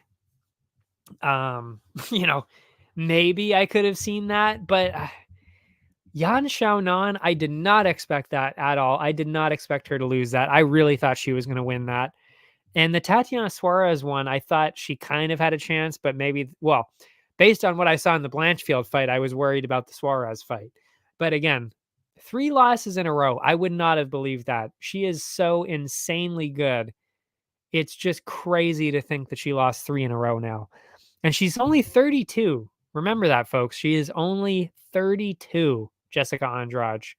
And on Mackenzie Dern, she's 30. So, I mean, basically about the same. But I mean, just the experience from Jessica Andrade, people think she's a lot older than that. She's not. She's 32. So keep that in mind. Um, but yeah, when you look at the actual but yeah, see, then you look at the fights though, the what Mackenzie Dern has done, and it looks good on paper. You know, unanimous decision win over Angela Hill. Okay, that was good. It was ridiculously dominant too. Split decision win over Tisha Torres. Like, meh, okay. Majority decision loss to Yan Xiaonan. And that is a little bit concerning because then, of course, Jessica Andrade got knocked out by Yan Xiaonan. So that kind of just makes you wonder, like here and there, where is everybody at? Because this is such a strange division now, with at least at the top, because it seems like they've all kind of lost to each other. So there's no real number one anymore. It's a really strange situation because most of the divisions are not like that. Usually they're pretty linear where it's like, okay, this person lost to this person and they lost to this person. There's a real nice order here. This makes sense. But this is kind of one of those divisions where everybody is now losing to each other because Dern lost to Marina Rodriguez, who is now kind of losing in general. And Yan Xiaonan beat these two, but I don't know if she can beat anybody. I don't know, but this was a majority decision win over Dern, but then Jan knocked out Jessica Andrade. I don't know. And then Angela Hill is in here somewhere. You know, it's like, what the fuck? It's just a weird decision. A division. I don't even know how to explain it properly to do it justice, but it is very strange. Anyway, that is all to say. I think maybe, you know, like one last time. I think I got to go with Jessica Andrade one last time because of her experience, fighting style, everything about her. I think I have to do it one more time. And you know, I'm not saying that one performance from Dern against Angela Hill was a one-off, but it was definitely stylistically probably better for her. Actually, ooh, no, because usually Angela Hill is the one striking. Oh man, I don't know, but is it a one-off with that amount of activity? Like the pace, the striking pace that she put on? I don't think she can do that to Jessica Andrade. I'd be a little surprised. And I also think Andrade is at a point where it's like she's like, "Oh shit. I lost 3 in a row. I really got to win this one now." I think that's where she's at now. So I'll give her one last shot. One last shot plus 150.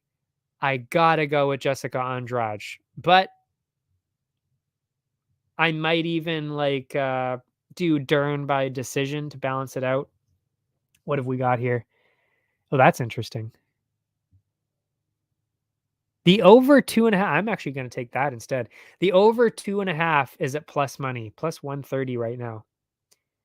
Yeah, I'm taking that. Oh, I need more room on here because there's another fight. Over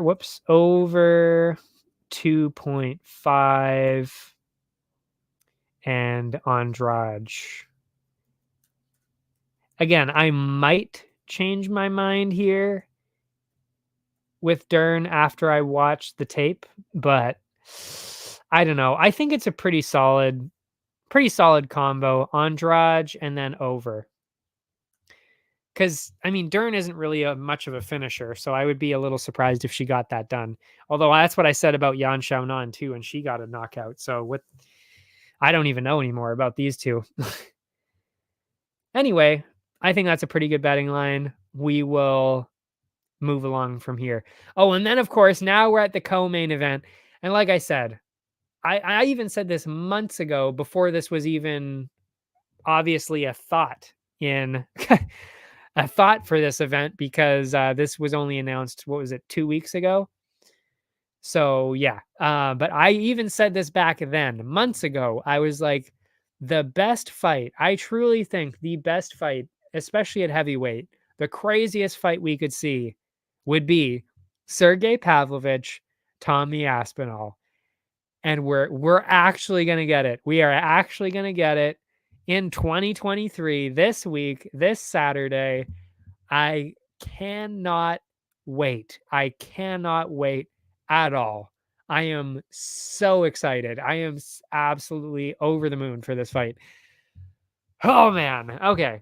But I need to watch the tape again. I really do. I need to watch the tape again. But I think, especially on paper, I think I might have to go with Aspinall. I think. Well, I mean, on paper, I mean, it looks like, I mean, it would look like Pavlovich has the edge because Pavlovich beat Blades and Aspinall lost to Blades. But I mean, we all know what that loss is on Aspinall's record. If he hurt his knee, he kicked his leg, his knee like jiggled the fuck around.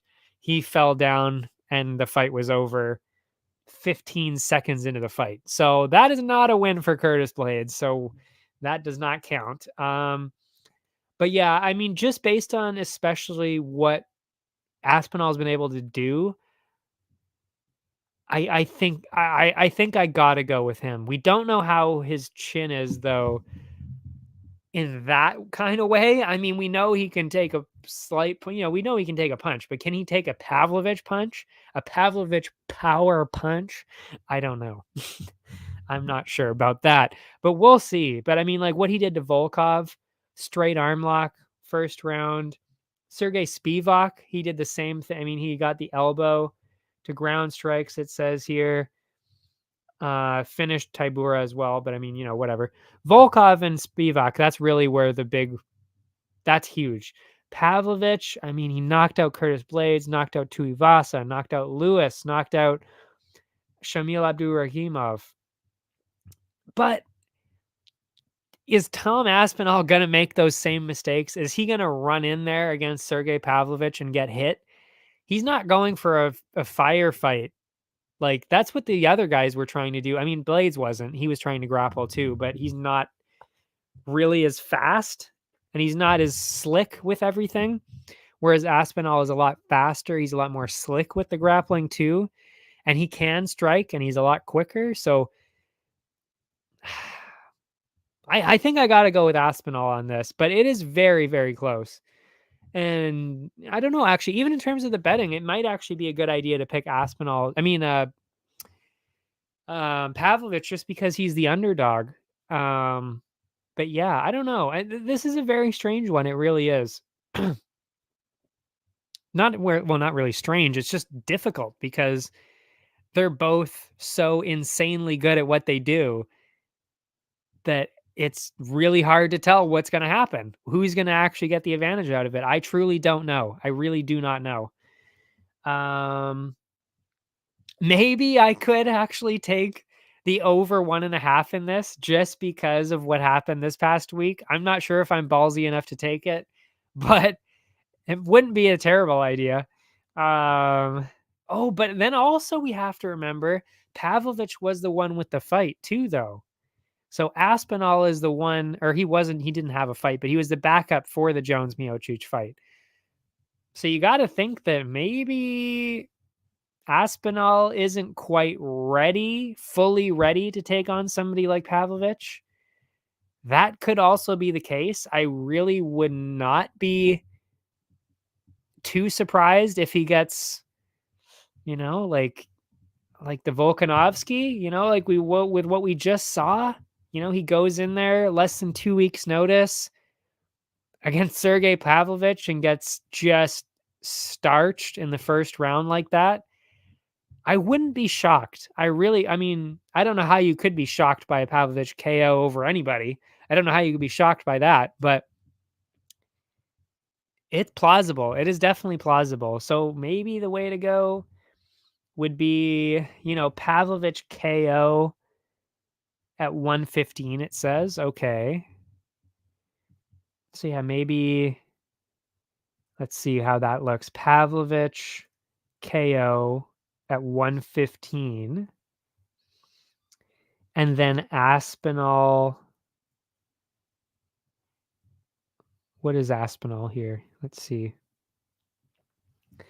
Aspinall to win by KO or sub. Or sub.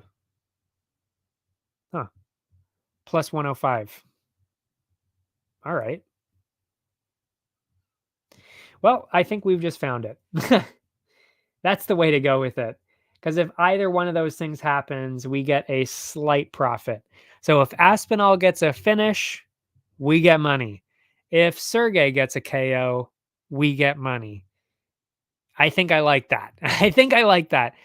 Because 5 rounds, I have a hard time believing this is going to go 5 rounds. Although, and I know we all just said that about Derek Lewis and Almeida.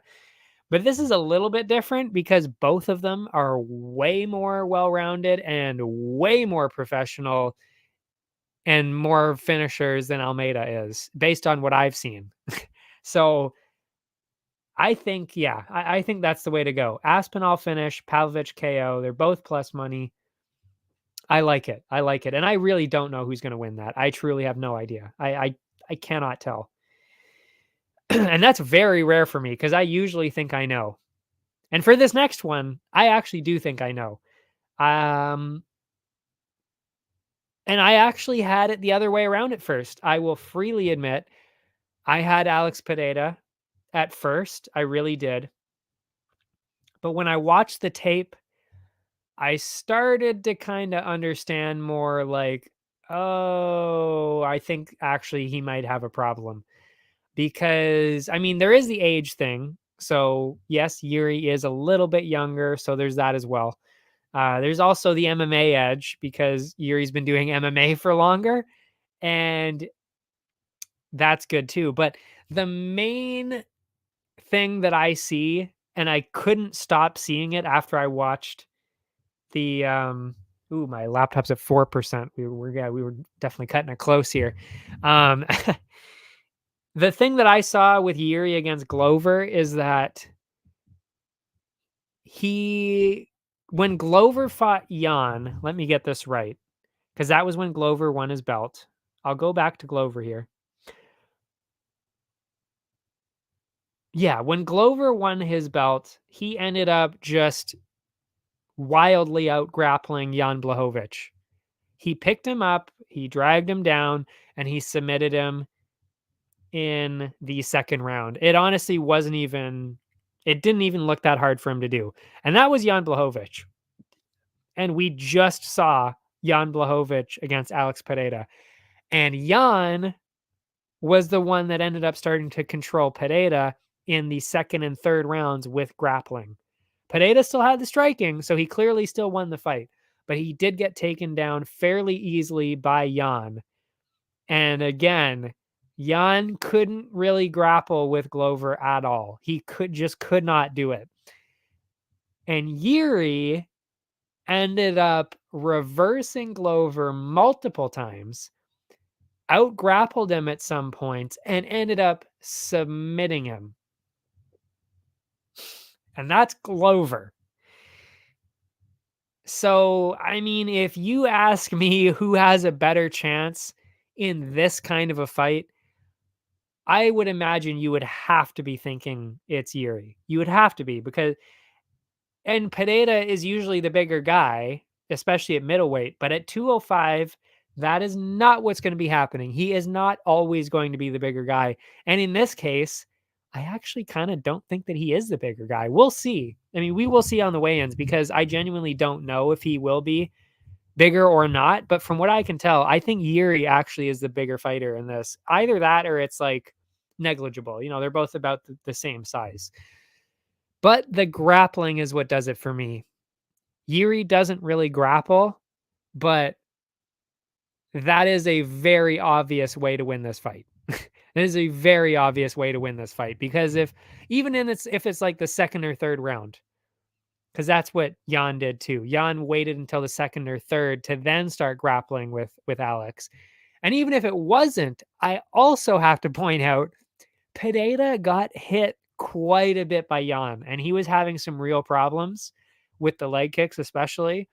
But he also got pieced up and he got wobbled a couple of times too by Jan. So if you're getting wobbled and all that by Jan and you're getting thrown around the cage by Jan, I think he's going to have a real problem. He's going to have a real problem with somebody as chaotic and aggressive and dangerous as Yuri, especially since Yuri also has the chin with it too. He has been hit quite hard and he was fine. I don't think he even wobbled really much. So, and also, by the way, another thing, this is the last point, is that Pereira landed his best shots. He landed the clean left hook KO. I mean, not KO, clean left hook against Jan. And he didn't drop. He not only did he not get knocked out, obviously, but he didn't drop. Nothing happened. He just got hit and he was like, oh shit.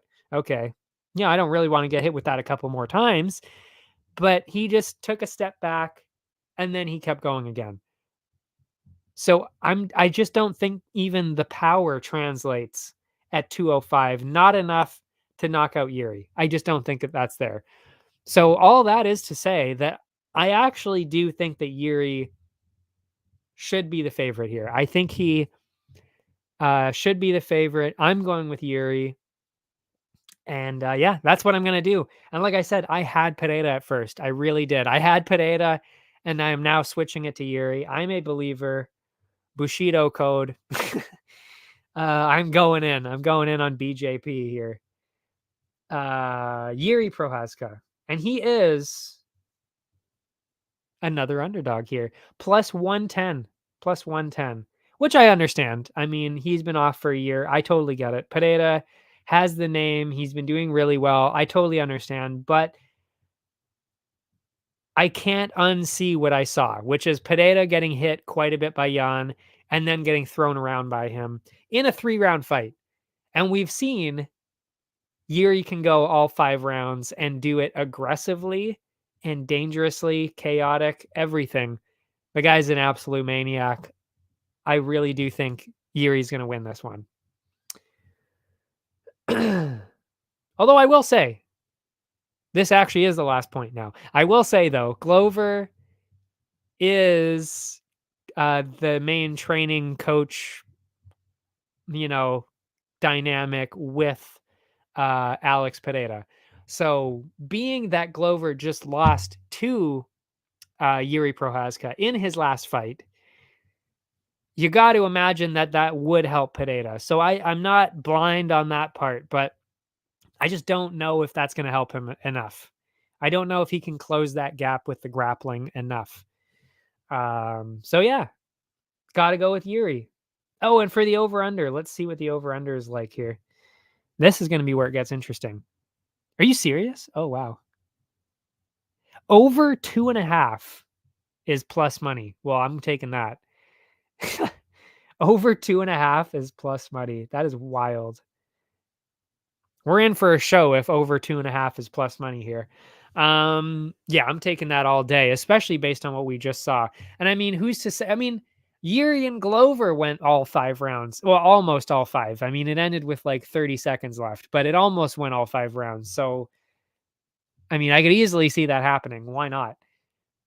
Yeah, I like it. I like it a lot. And that's it. That is it. So, because I haven't quite finished all of the research yet, I don't have all my parlays in order, and I don't have the sniper pick yet. I'll look through quickly now and kind of pick one because I think the sniper pick should be at least fairly obvious when I look through here because none of the people that I looked over should be in position to do that. I mean, Yuri, no. Pavlovich, no. No. Oh, actually, I'll look more so at this. Ooh, yeah. Andrade, no. BSD, no. Lopez, no. Urseg, no. I should actually be looking at topology because then I see both people, both sides.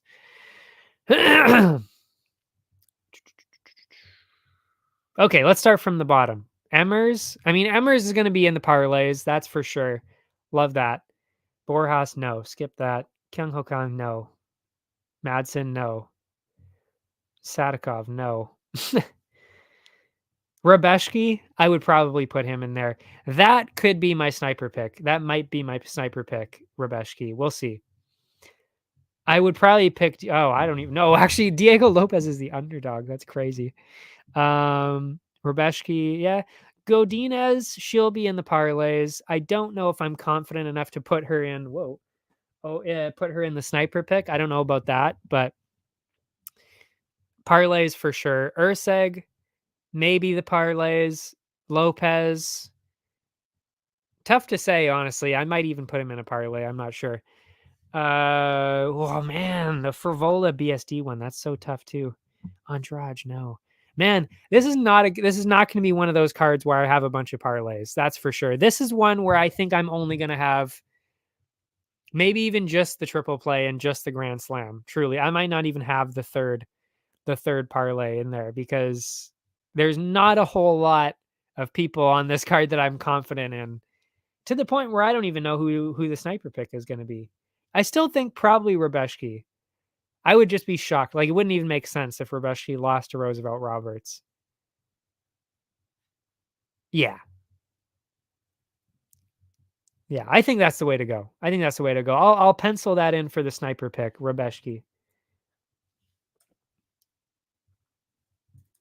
I like it.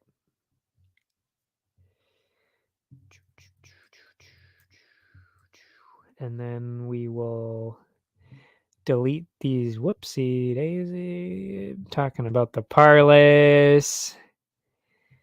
But yeah, I think that's about it. We got our sniper pick now, I think. We'll get into the parlays. Well, I'll post the parlays, of course, on Instagram on Friday. Yeah. Very interesting card though. Like I said, I mean, I picked like half of the underdogs on the card. Like, that's how close and interesting these fights are going to be. That I picked half of the underdogs. That is crazy. I don't know if I've ever done that before. Picked that many dogs before. So this is either going to be a lot of profit or it's going to be a bad night for me. I don't know. We'll see which way this goes, but should be interesting at least. And in terms of the fights, I mean, how could you not be excited about that? The main event, the co-main. I mean, those two are out of control. Pavlovich Aspinall is insane. Pineda Yuri, insane. Love that. And I mean, even Andrade Dern, that's a fantastic women's fight. It really is. Benoit Saint Denis always looks good. Impressed. I want to see that. Frivola, that's exciting. Lopez, he's always good. I want to see that. Urseg, interesting. Loopy, I want to see her grab a win. That'd be nice. Rabeshki's always insane. Yeah, the rest of the card before that's kind of hit and miss, but the main card is great. I'm excited. So that's it for me. Finally, great to be here again. Oh my God, that's right. Next week, I will be here on Wednesday, but I am leaving on Thursday, and I will miss the week after that. So I will miss the not next Wednesday, but the Wednesday after that. I will not be here. Of course, I will remind everybody then as well next week. But yes, that's the plan. That is the plan. I will not be here 2 weeks from now. So yeah, I'm excited. Can't wait for Saturday. Check all the socials down below. Instagram, X, because it's not Twitter anymore. I need to keep reminding myself that. X, those are down below. Those are where I post the bets, the picks, all that nice stuff. Yeah, I'm excited for the fights. I will see you next time.